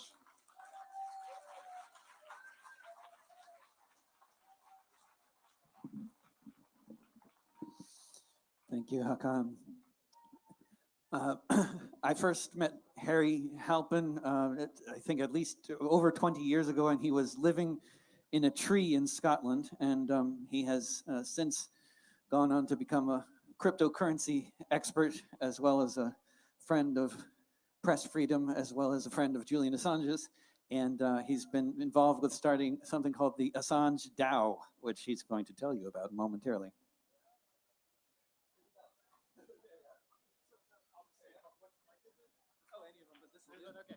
So just everyone, just in case there's any cryptocurrency people or programmers in the audience, which I kind of doubt, but it could be true, I just want to tell a little quick story about Julian Assange and his relationship to cryptocurrency and how inspirational he's been to all of the young people out there. So I first met Assange in 2009 or 10, a long time ago, at what was called the Chaos Computer Congress, which is Europe's largest hacker meeting. And he was launching WikiLeaks and everyone was excited. And I said, well, you're gonna get in trouble. And he said, we're not dissidents. We make tools for dissidents. And I said, I don't think the FBI or CIA are gonna make such fine-grained distinctions. And the WikiLeaks folks were like, we don't care, we're gonna do it anyways. And that's incredibly brave of them. And I personally, 10 years after that meeting, I visited Julian Assange in the embassy of Ecuador, and we discussed what had changed in the last 10 years. Not only how successful WikiLeaks had become, but that this thing that Julian had helped start had really become a social movement of young cypherpunks creating new kinds of programs to defend activists, defend militants, defend journalists, and that it's time, given how much trouble Julian is in right now, some of the worst trouble that any human being could ever be in, that's time that all of these young people come back and support Assange. And we saw people wasting money on dumb stuff, to be honest, like, well, maybe not totally dumb, but, you know, they were trying to buy a copy of the Constitution. And some friends, Amir, Silka, other folks, they said, why don't we use the cryptocurrency money not to buy an NFT, some weird kind of digital art, and we'll help Julian that way. We can, and when the money started coming in, it started very small, and it became 10 million, and then eventually it became 50 million, with more than half of it coming from China and Asia and the global south. And mostly very small donations of like 200 to 2,000 euros. So what I would say is that if there are any cryptocurrency people in the audience, please get in touch. There's hundreds of cryptocurrency people in Amsterdam right now. Some of them have come down here. We would like to get more cryptocurrency people and programmers involved. And I also want to say that young people, even though are actually very inspired by WikiLeaks. And I think no matter what happens, I think Assange DAO has done one of the most wonderful things, no matter how scammy cryptocurrency is, no matter how people believe it's bad. Fact of the matter is, when no one else would help Julian Assange, young people from Europe, from South America, and mostly from China threw down 50 million euros to help Julian. I think we should all thank them.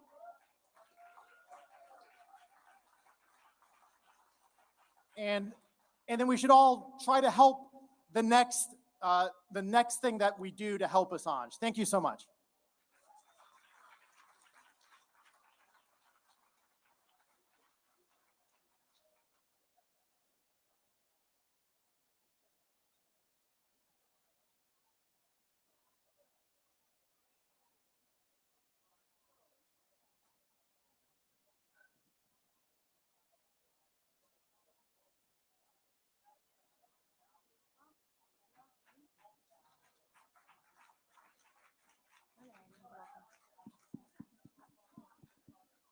Prova.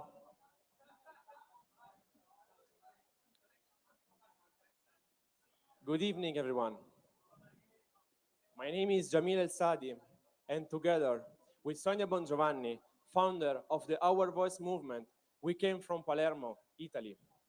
Our Voice is an international cultural and artistic movement of young people from several parts of the world who denounce social injustice through art, information, and activism.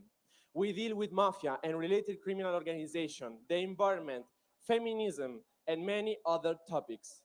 We are concerned with human rights, and for this reason, we have decided to define Julian Assange and not to turn ourselves away.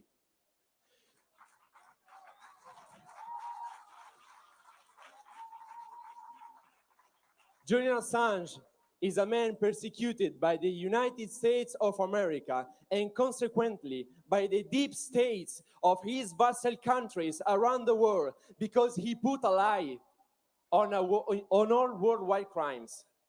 Julian Assange has ripped open the veil of lies and rhetoric woven of Western powers, the self-styled exporters of democracy.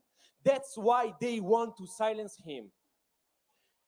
He dismantled the American propaganda machine and discovered episodes of corruption, tax fraud, arms trafficking, illegal exploitation of energy resources by industrial giants in developing countries. All these made accessible with a click to anyone interested and in real time, not after 30 years when nobody cares anymore. For this reason, a real witch hunt against him and his closest collaborators is ongoing for over 10 years. With unprecedented legal persecution, giving him 17 charges for a total of 170 years in prison if extradited overseas. They want to silence him forever. And extradition, not yet certain, but unfortunately getting closer. Basically, a death sentence. There's the will to punish Assange for using a warning to straight-backed reporters like him, a way to discourage unwary reporters and hackers from publishing or dealing with issues that may touch exposed nerves of power. An exemplary punishment that, if it becomes a reality, will set a new gold standard for which any journalist, for which any of you around the world can be persecuted by invoking the case of Assange. And I'm talking because I'm a journalist. And what is at stake? What is at stake is free information together with the values of truth and justice. Guilty is the United States of America, which with imperialist, criminal, racist, and colonizing policies have destroyed entire countries, violated dozens of international treaties to protect human rights, dug massive graves, burned hundreds of bodies with nitric acid, and have tortured hundreds of people in hideous ways.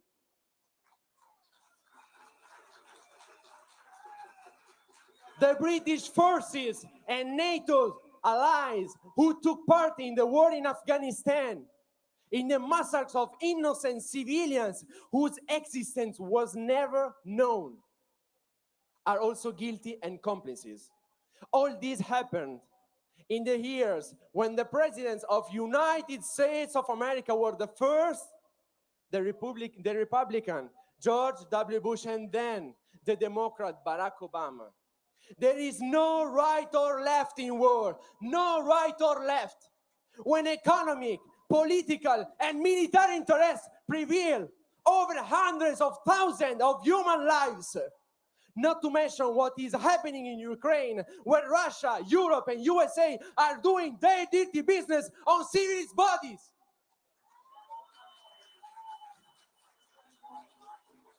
The US forces are once again guilty of committing terrible war crimes in 6 years in Iraq. A total of at least 600,000 Iraqi people were murdered, as demonstrated by the 1,000 documents revealed by WikiLeaks. Defending Julian Assange means defending the rights of freedom of the press, the right of expression, information, and thought established in the Constitution around the world. For example, the 19th article of the Universal Declaration of Human Rights reads, everyone has the right of freedom, have the right to freedom of opinion and expression, including the right not to be harassed for their opinion and the right to seek, receive, and disseminate information and ideas through any medium and regardless of borders. We must prevent the extradition of Julian Assange, ask and demand his immediate release and the drop of all charges against him, especially now that the Westminster Magistrates Court in London has formally issued the extradition order, passing the dossier into the hands of Interior Minister Priti Patel. It is important to put political and social pressure on the Interior Minister Priti Patel, on the government of Boris Johnson, on the ECHR, on the High Court, and on every organ of international law capable of setting a contradiction against the arrogant omnipotence of United States of America.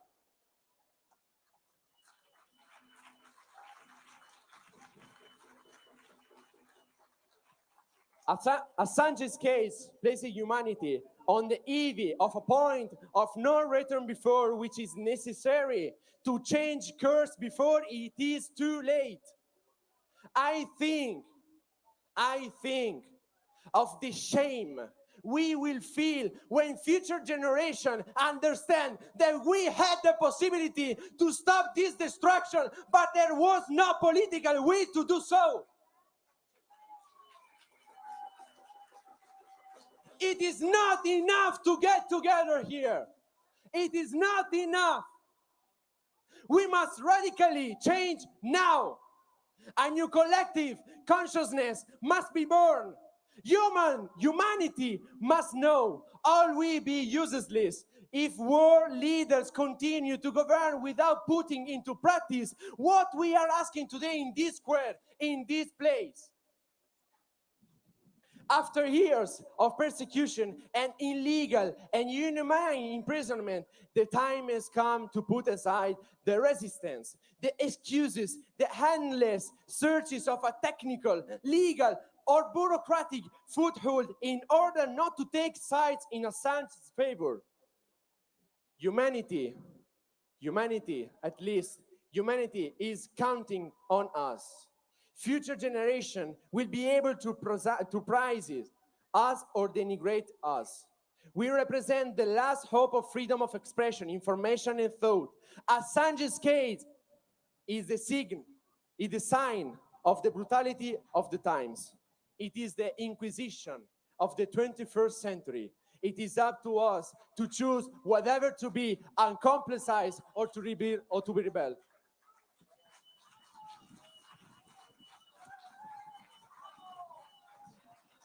Hi. Sorry for our English. My name is Sonia. I come from Italy and I'm the founder of Our Voice movement.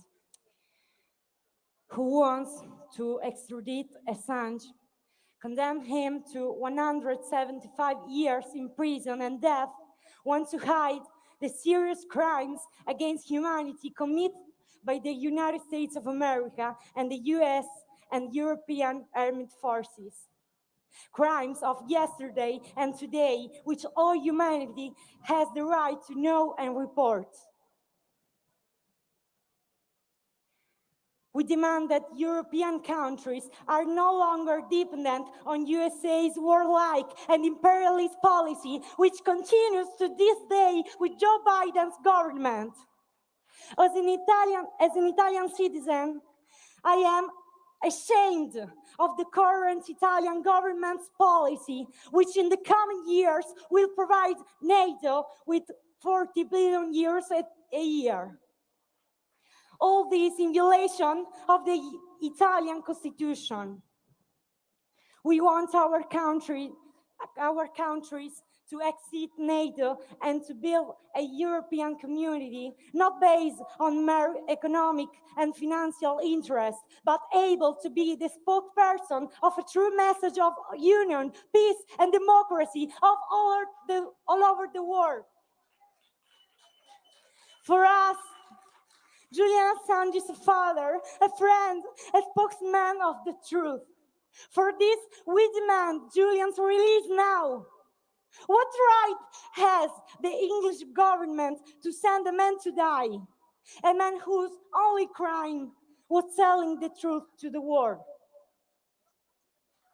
Minister Patel, do not remain seated on the chair of dissent, of the submission to the strong powers, murderous global criminals.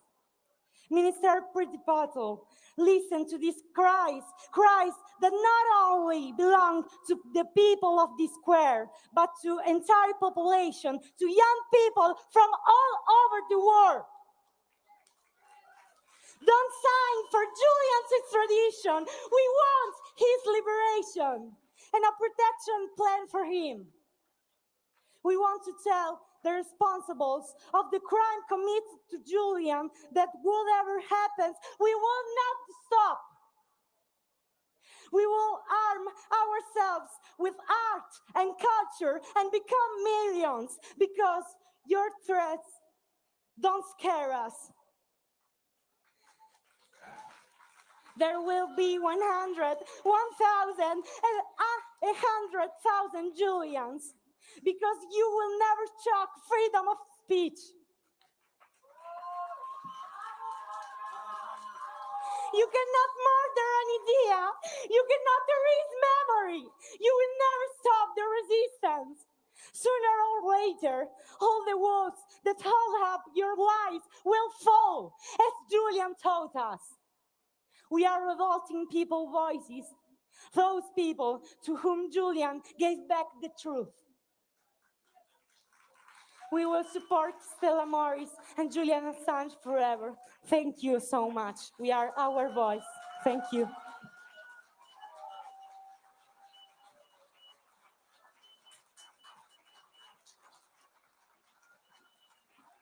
Thank you so much. And here we are in Brussels, and we have people who've come from all over Europe. There are people from Germany, there are people from Switzerland, there are people from Italy, there are people from all over all over the continent, as well as a small number of us Australians. So I'd like to invite up Julie Mayachuk. So Julie, if you're here, can you give us a wave? Julie is from Reporters Without Borders. And if she's not, we'll move on. But if she's here, please give us a wave. All right. So we'll just, please let us make yourself known to us if you're here. But our next, the next speaker is going to be reading out a couple of written statements for us. It's Ewan McCaskill, who's going to be reading a couple of statements from people who were not able to be here today.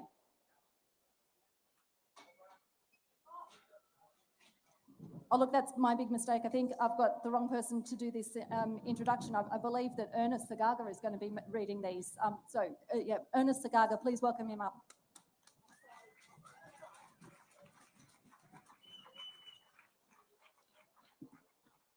Okay, I'm going to read the text not from me, but from a colleague, Ewan McCaskill. I was a journalist on The Guardian for more than 2 decades, and won a Pulitzer Prize for my part in the Edward Snowden story. I also covered the WikiLeaks US diplomatic cables leak in 2010. Those cables revealed what the US really thought about other governments around the world. It was embarrassing for the US government, but it was what journalism is about, revealing what governments would prefer to keep hidden, holding power to account, keeping citizens informed. Journalists around the world should be alarmed about what is happening to Julian Assange.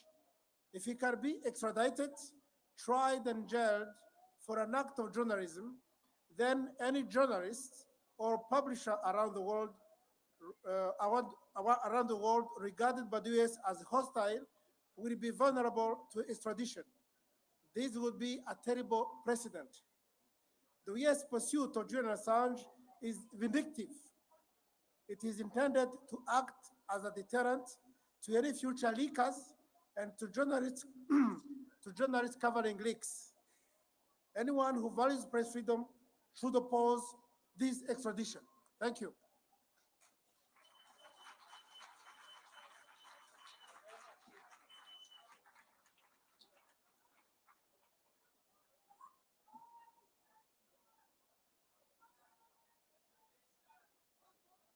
Yeah, do it.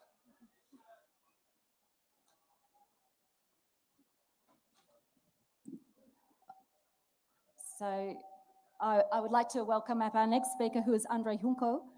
He's a German parliamentarian and member of the Parliamentary Assembly of the Council of Europe. I'd like to ask you again to welcome him up with a warm welcome.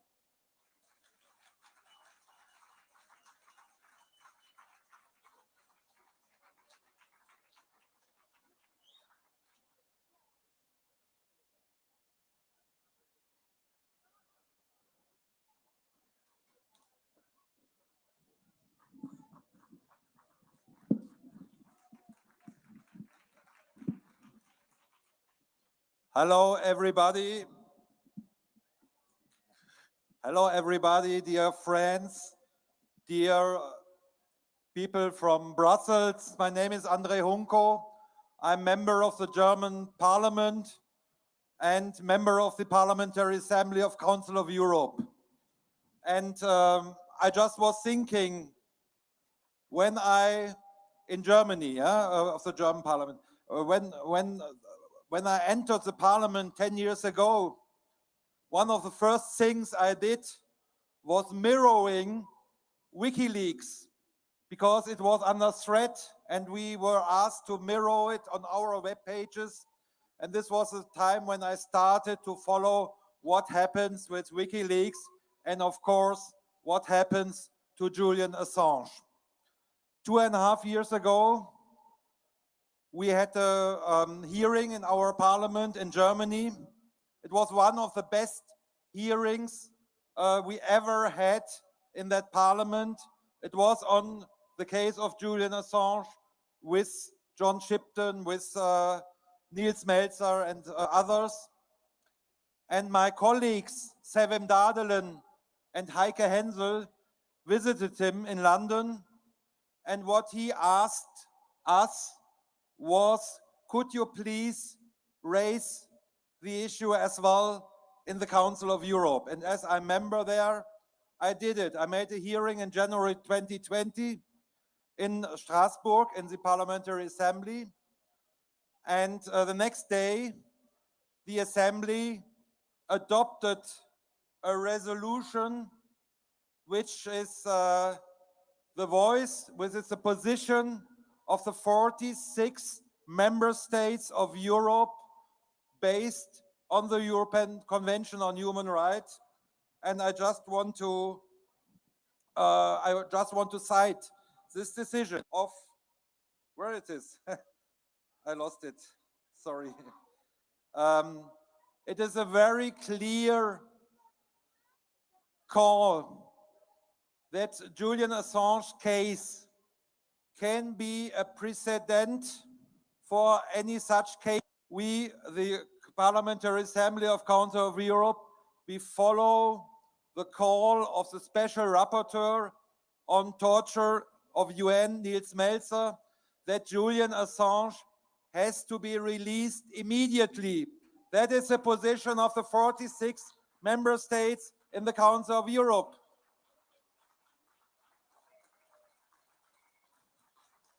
And some weeks later, the Human Rights Commissioner of that organization based on the human rights in Europe, Dunja Mijatovic, in February 2020, she as well took over this position.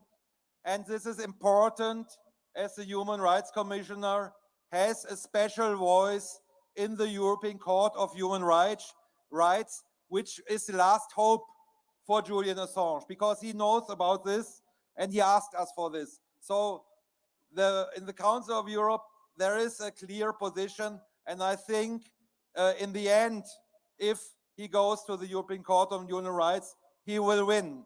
But dear friends, dear comrades, we cannot wait so long. It is years now that he is in Belmarsh. We have there, you can see how small his prison cell is. He is ill, so we have to put pressure now, and we have to do it in all levels we can do. I asked for the next week in the German parliament, after the decision of the court last week, I asked now what the German parliament's, the German government's position is, and we have to raise it now on every stage. But it's good to know that in the end, probably the European Court on Human Rights will side with Julian Assange. And it's important to know that Britain, they left the European Union, but they didn't leave the Council of Europe and the European Convention on Human Rights. So the decisions of the Court of Strasbourg are binding through international law to Britain. And this is it's important to know that this is in the end the situation. But on the same time, I have to say, we are here in Brussels, and the European Union institutions here and the European Parliament, they refused to take a position on Julian Assange 1.5 years ago. It is a shame for a European Union which proclaims itself to be based on human rights. and on the rule of law. And this is not to do with human rights and rule of law. Maybe last thought. What Julian Assange did, that he uncovered war crimes, that he uncovered breach of international law in Iraq, in Afghanistan, and other places. And each breach of international law will promote the next breach, maybe from another side. And what we are seeing in these days is a consequence of these terrible in international politics. And this makes it so important that Julian Assange has to be free, that he can follow up his work. It's so important for the whole mankind. So let's be strong. Let's make a strong campaign further. I will do my job as I can do in the parliaments, and wish you a very nice and very successful struggle in the next weeks and months. Thank you very much.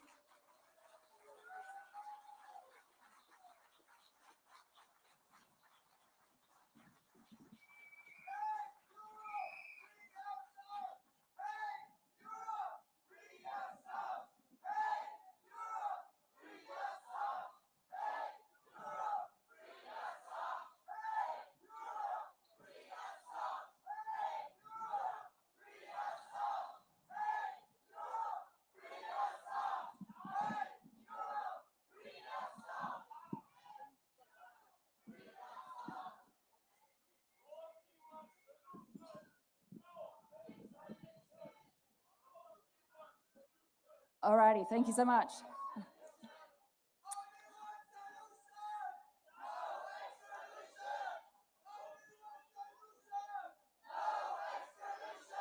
Only one solution, no extradition. So, as I mentioned, here we are in Brussels. We've had a lot of speakers from around Europe. So far, no Belgians. So I would like to let you know that we're inviting Stella up shortly, but first we've got two Belgians to speak. So the first of whom is Marc Molitor. He's a Belgian journalist working for the French-speaking broadcasting station RTBF. And then we'll be hearing from Lode van Oost from the Flemish-speaking community. So a big warm welcome to Marc. To both.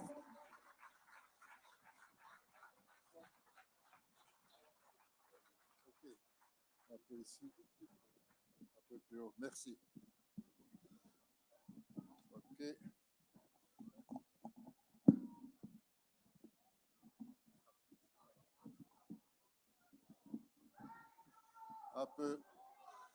Un peu de français.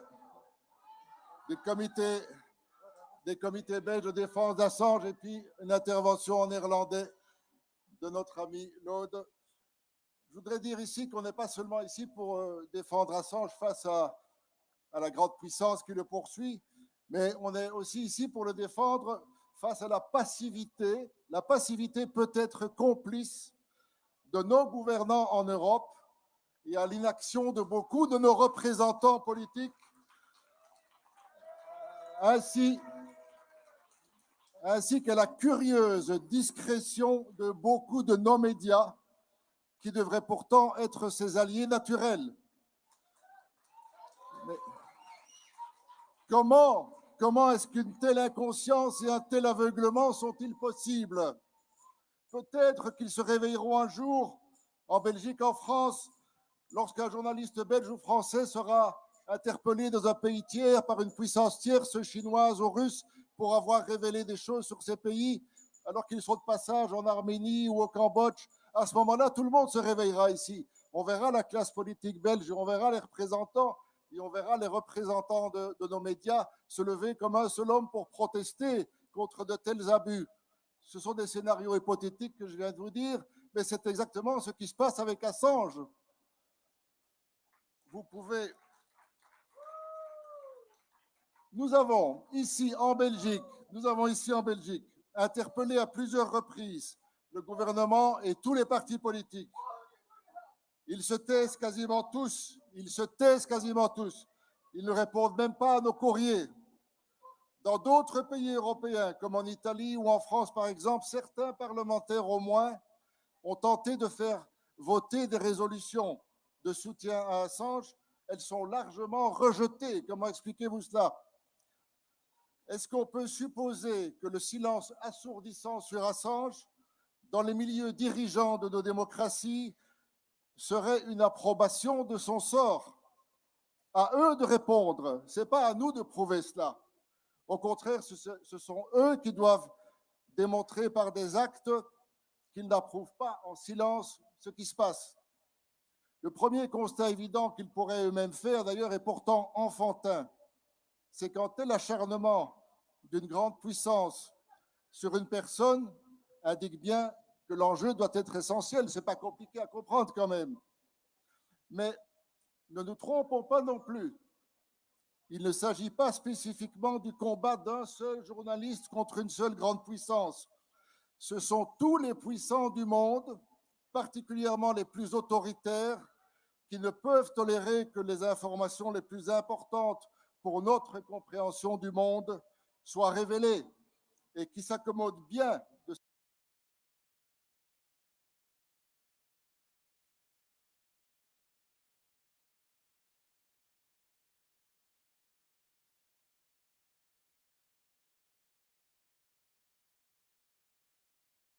exercé par son État sur pratiquement toutes les populations connectées dans le monde. Ces révélations, avec celles des journalistes de Wikileaks, dont Julian Assange, ont même permis aux dirigeants européens, les mêmes dont je viens de parler, comment eux-mêmes étaient personnellement et directement surveillés et écoutés jusque sur leur téléphone portable. Malgré ces inestimables services que nous ont rendus Assange et Snowden, on voit bien que nos dirigeants n'ont pas l'intention de leur manifester la moindre reconnaissance. Mais c'est nous qui devrions peut-être les y contraindre, notamment les rédactions de nos médias, qui ont un rôle essentiel à ce propos. Et où se cachent donc nos éditorialistes, s'il vous plaît?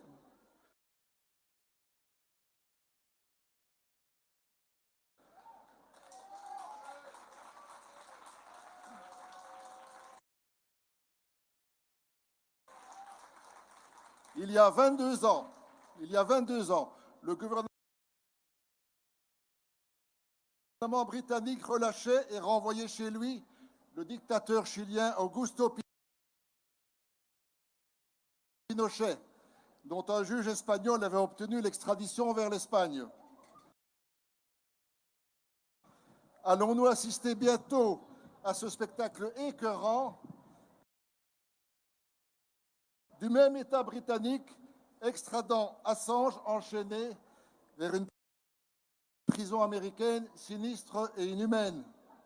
Nos gouvernements européens, nos parlements, nos partis politiques vont-ils cautionner ce qui est une véritable, je pèse mes mots, infamie? Il n'y a pas d'autre mot pour un gouvernement qui extraderait vers un destin ignoble un journaliste pour avoir dit la vérité sur des crimes, alors que le gouvernement de ce même État a libéré et renvoyé chez lui un dictateur sanguinaire responsable d'avoir fait torturer et assassiner des milliers d'opposants à sa dictature. Est-ce que vous pouvez comprendre cela? C'est inadmissible. Voir des démocraties emprisonner leurs propres journalistes qui ont dit la vérité, mais quelle aubaine pour tous les dictateurs du monde qui se réjouiront sûrement de nous voir faire le job à leur place. Bien sûr, nous savons que le procès de Londres n'est pas fini et qu'il reste des espoirs de l'emporter. Mais nous savons aussi que la décision sera politique d'un gouvernement et de ministres particulièrement répressifs et sensibles aux pressions américaines. Nous avons déjà vu trop de bizarreries et trop de manœuvres étranges, même juridiques, dans ce procès pour nous fier aujourd'hui aux magistrats londoniens. Les autres États européens, leurs parlements, ne peuvent pas s'excuser en disant qu'ils ont confiance dans les procédures d'un État démocratique et ne peuvent pas s'ingérer. Non, ils doivent s'exprimer, ils doivent intervenir et tous les journalistes agir contre une menace mortelle pour eux et pour leurs sources. Je vous remercie.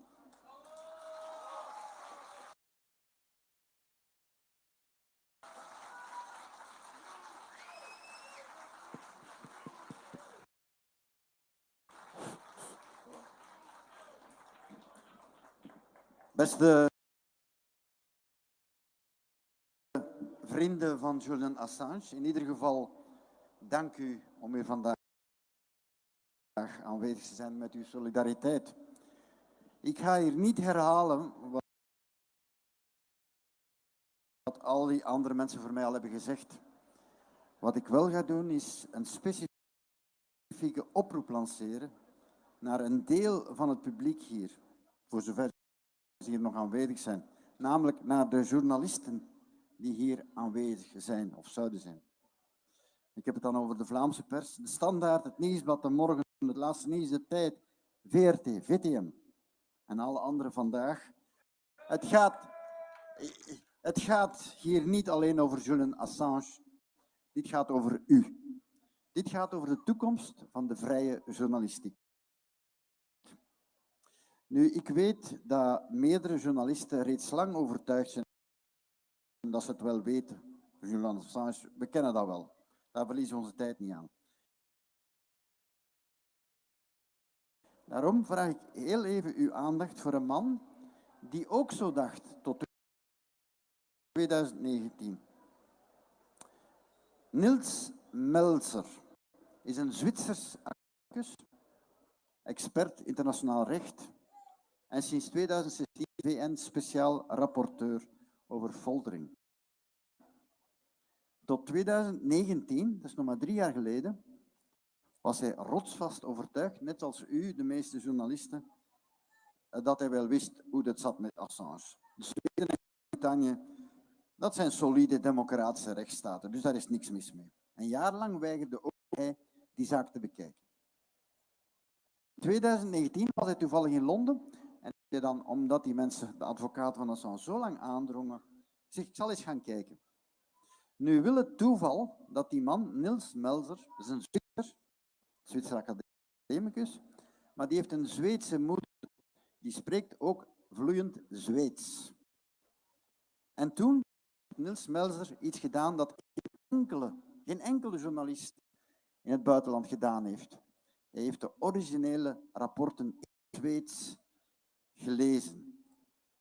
En hij kon er niet naast kijken.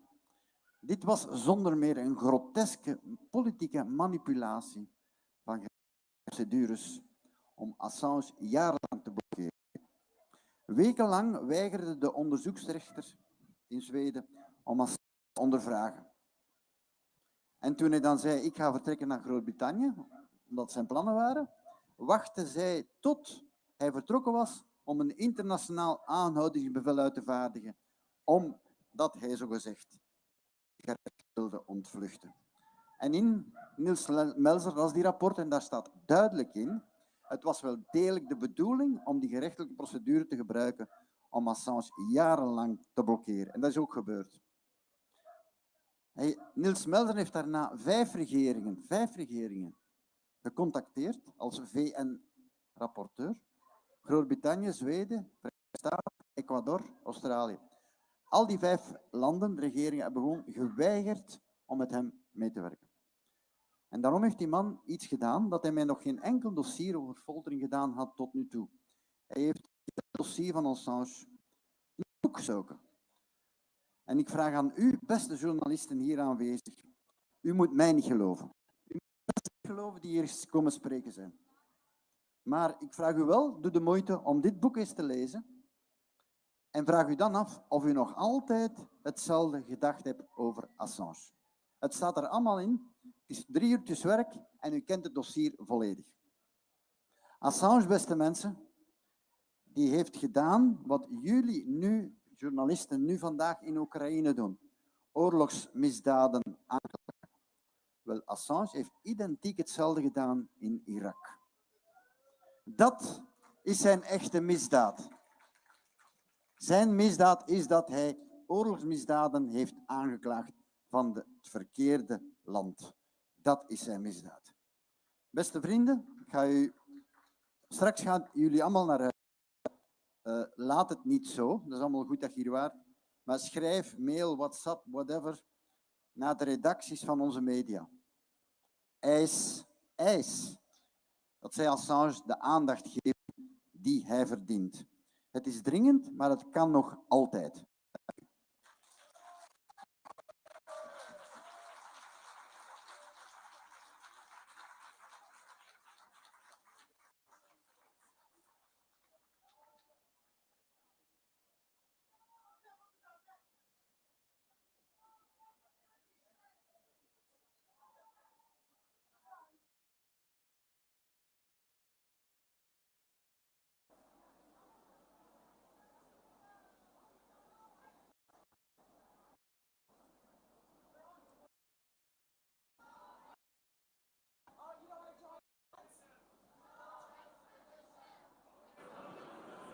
No extradition!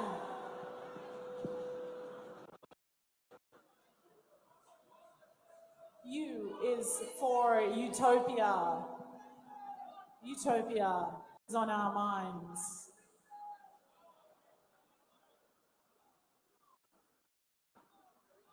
There are some words that can be said for the empowerment that each individual has and their responsibility to actually feel secure, and that the difference that every action that you do, every action that you make, that changes the world. In our neighborhoods, in the places we are now, spaces, communities, our friends, our families, our educators, our youth, and the coming generations. The moments that we have in utopias, it's right here.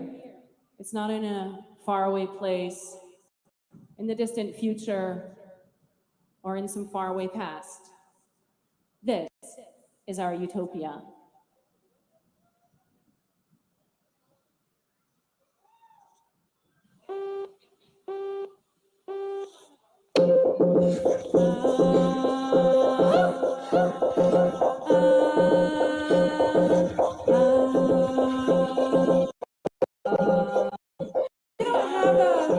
Utopia in your mind. You're caught in Ice Age 3, you're caught in a trap, you don't got no turning back. You don't got some kind of a utopia. Utopia, utopia, utopia, utopia, utopia, utopia, utopia,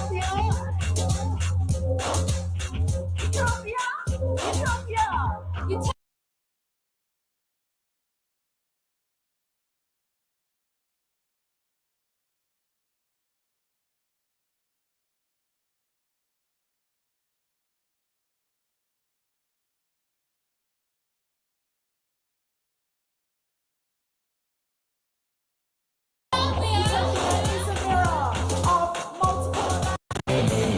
Utopia is a mirror of multiple imagined worlds.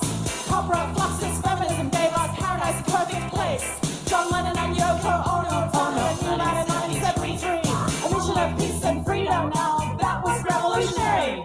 U is for utopia. U is for utopia. U is for utopia. U is for utopia. U is for utopia. U is for utopia. U is for utopia.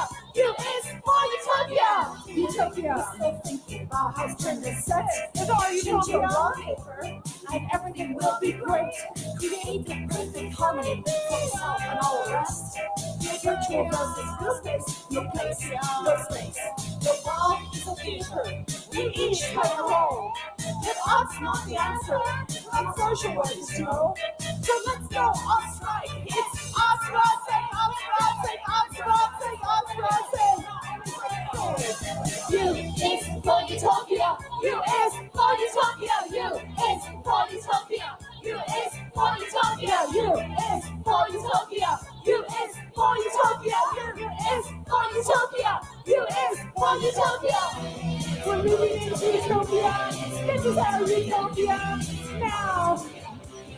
You don't underestimate. The truth can set you free. U is for utopia. U is for utopia. We're moving into utopia. So now, the next step. Don't underestimate the power and the choices that you make now. The coming together, our communities, our families, our institutions, our libraries, our police force, our governments, our journalists need to be protected so they are able to tell the truth. Utopia.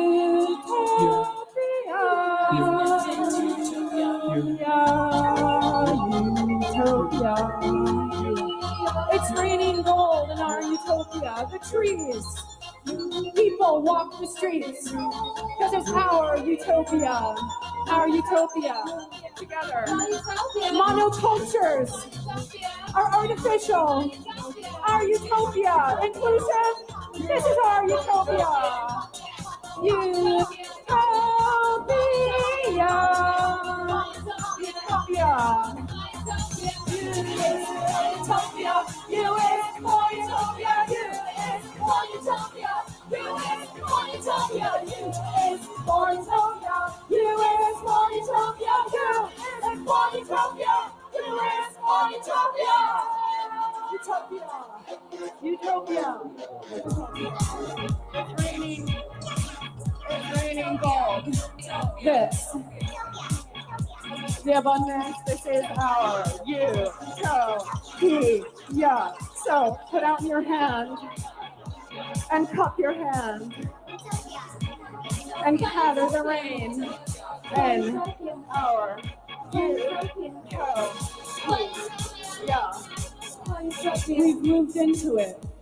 We're moving into it. The steps, movements.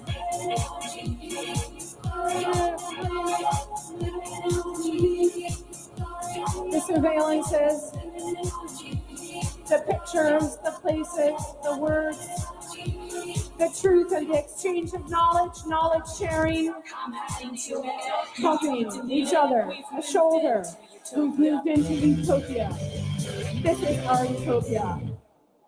Thank you so much. Thank you. This song is meant as an introduction to a very courageous and powerful woman, Stella Assange, who is the next speaker right here on stage. Thank you so much for the organizers, for the amazing speakers today, for Brussels, the beautiful city hosting this event. And Stella Assange, you're here? Stella. As the next speaker. Thank you so much for what you've taken on and for taking on this amazing role for Julian Assange and for the world. Oh, okay, sorry, I was waiting for you to come here, but yeah, thank you.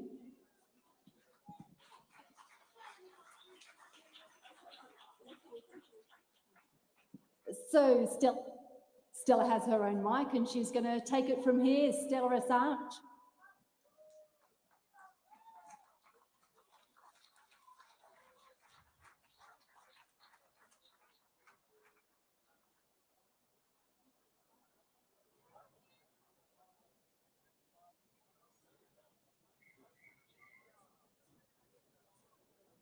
While we wait for Stella, I say free, you say Julian. Free, Julian. Free, Julian. I say free, you say Julian. Free.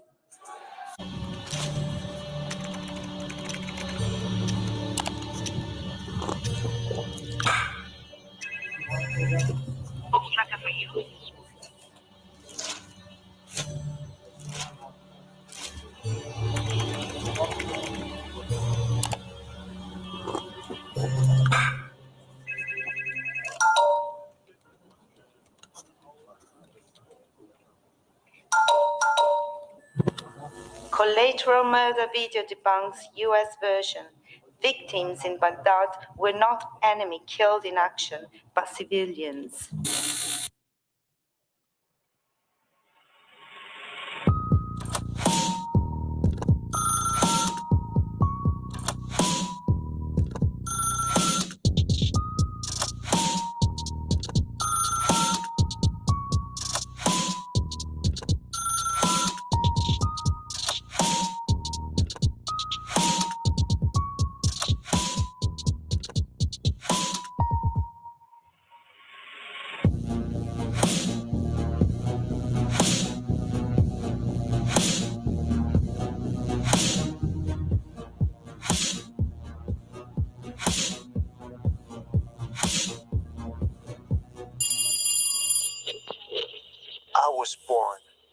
give voice to the truth. Iraq, US. Hillary Clinton was informed in advance of the coup in Honduras, but she let it slide. Through a foundation, Clinton ran corrupt business and made civilians. Afghanistan, US military hires local Thai prostitutes. April 11, 2019. Julian Assange is jailed in London.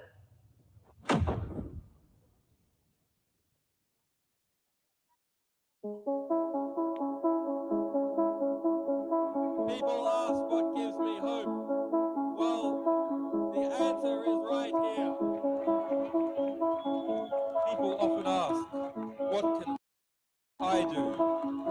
The answer is not so difficult. Learn,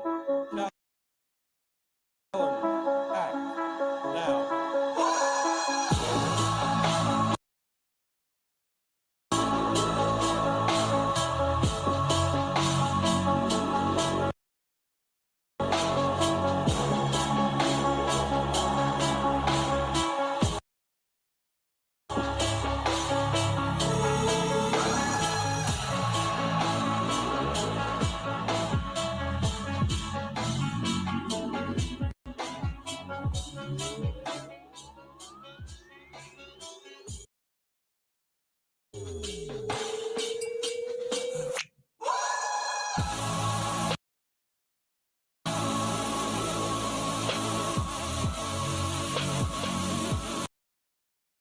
You can't build a just civilization out of ignorance and lies. If you give up what is uniquely yours as a human being, if you surrender your consciousness, your independence, your sense of what is right and what is wrong, in other words, perhaps without knowing it, you become passive and controlled, unable to defend yourselves and those you love.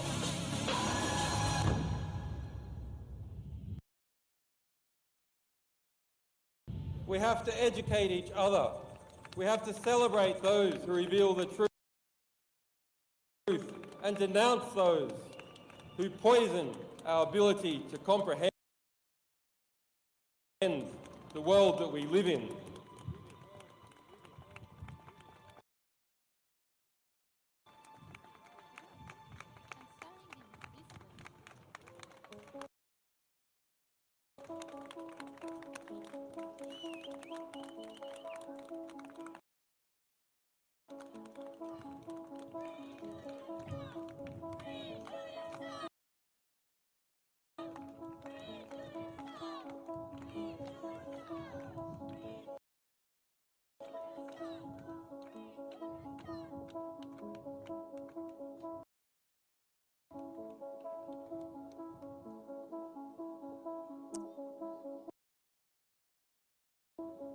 Thank you, everyone.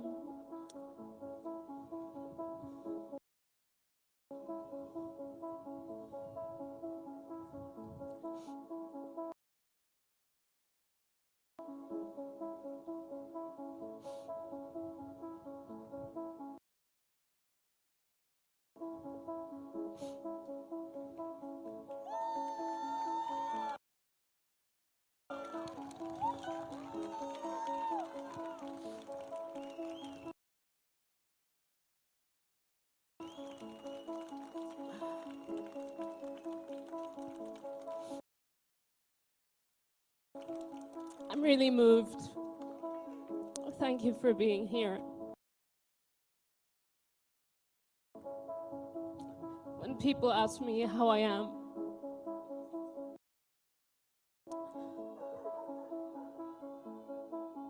I don't really know how to answer the question, because most of the time I'm fine. But it's hard.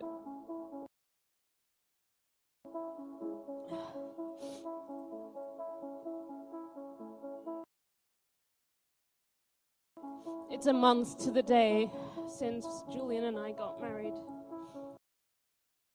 in Belmarsh prison.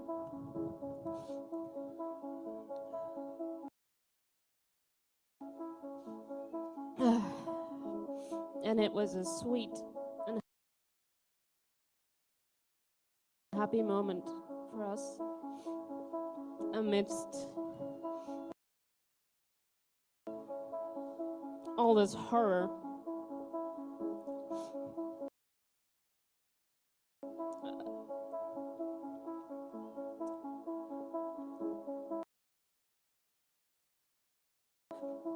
And if there's something in this experience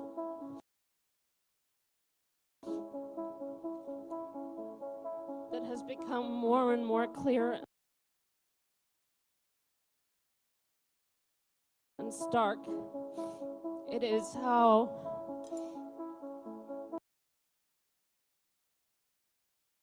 as much as there is horror, there is humanity, there is sympathy, there is decency. And you cannot lose sight of that. What they're doing to Julian is barbaric, but it awakens in normal people and decent people, people who have a sense of humanity,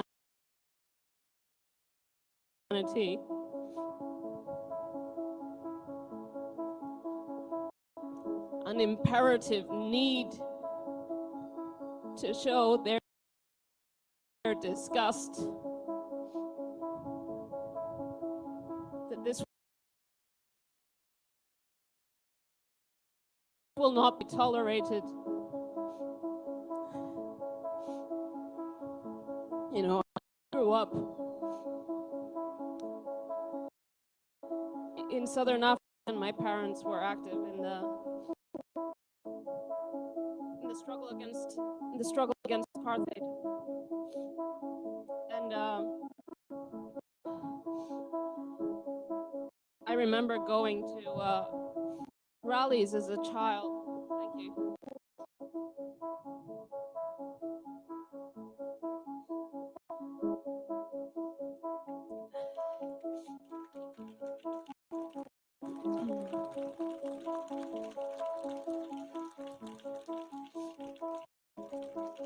I went to rallies as a child and I sang liberation songs and I shouted, "Free Nelson Mandela." And Nelson Mandela was in prison for 27 years. And I can tell you that 15 years into his imprisonment, people thought that maybe he would never be released. But he was released because decent people in that case came out and they shouted for his freedom. And they said that they shouted even if they were the only person in the square to shout. And I can tell you that even though Nelson Mandela is portrayed as a unanimously accepted saint, during the time he was imprisoned, many people stood by and said nothing. After he was released, everyone wanted to say that they campaigned for him and they were decent. The fact is, it takes a few decent people to show the way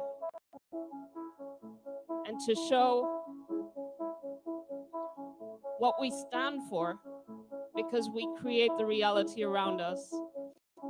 When Julian published the Collage murder video,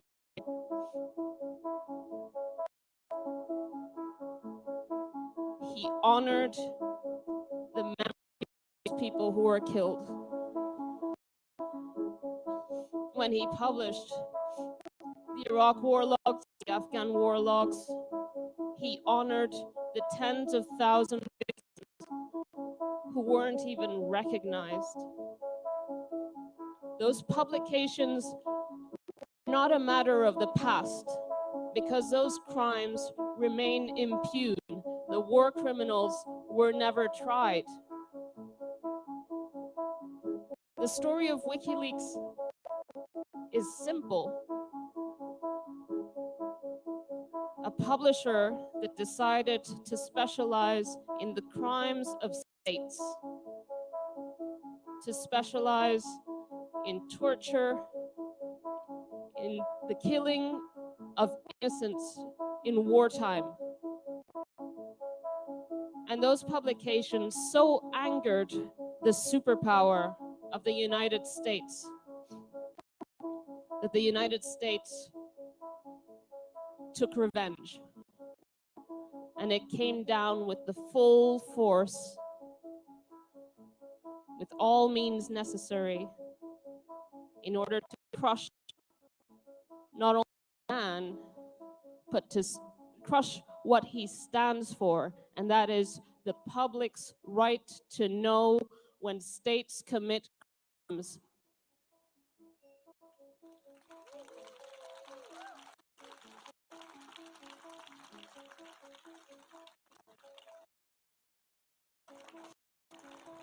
When we defend Julian, when you defend Julian, you're defending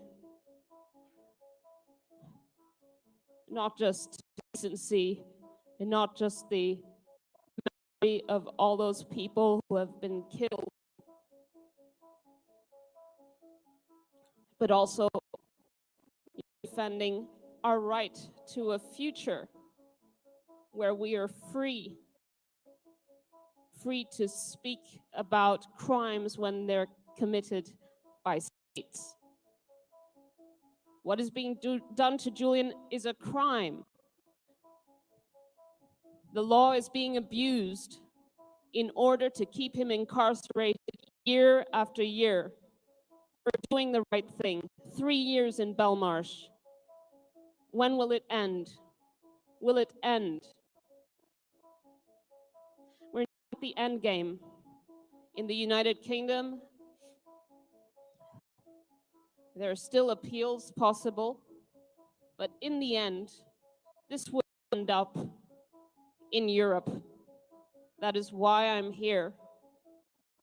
Europe can free Julian.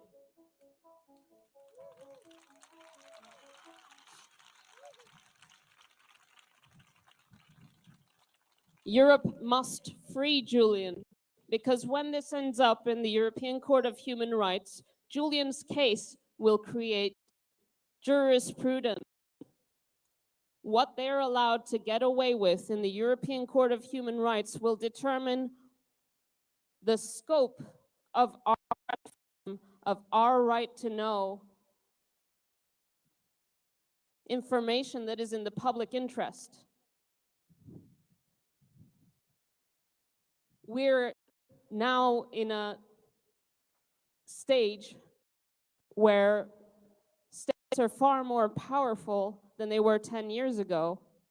The surveillance state is merged with private security interests and corporate interests and tech giants' interests. And our liberties as normal citizens are incredibly impoverished. All our liberties are tied up in Julian's freedom.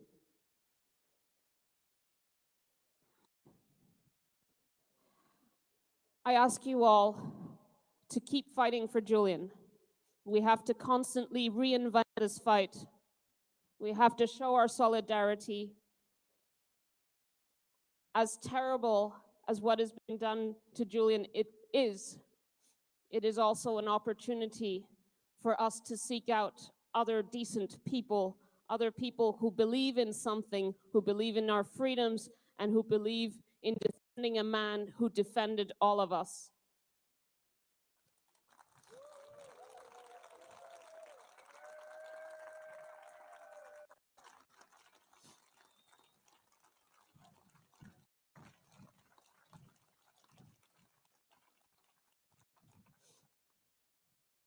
Just before I spoke to Julian, and I told him that there were people from all over Europe here, and there were also people from Brussels.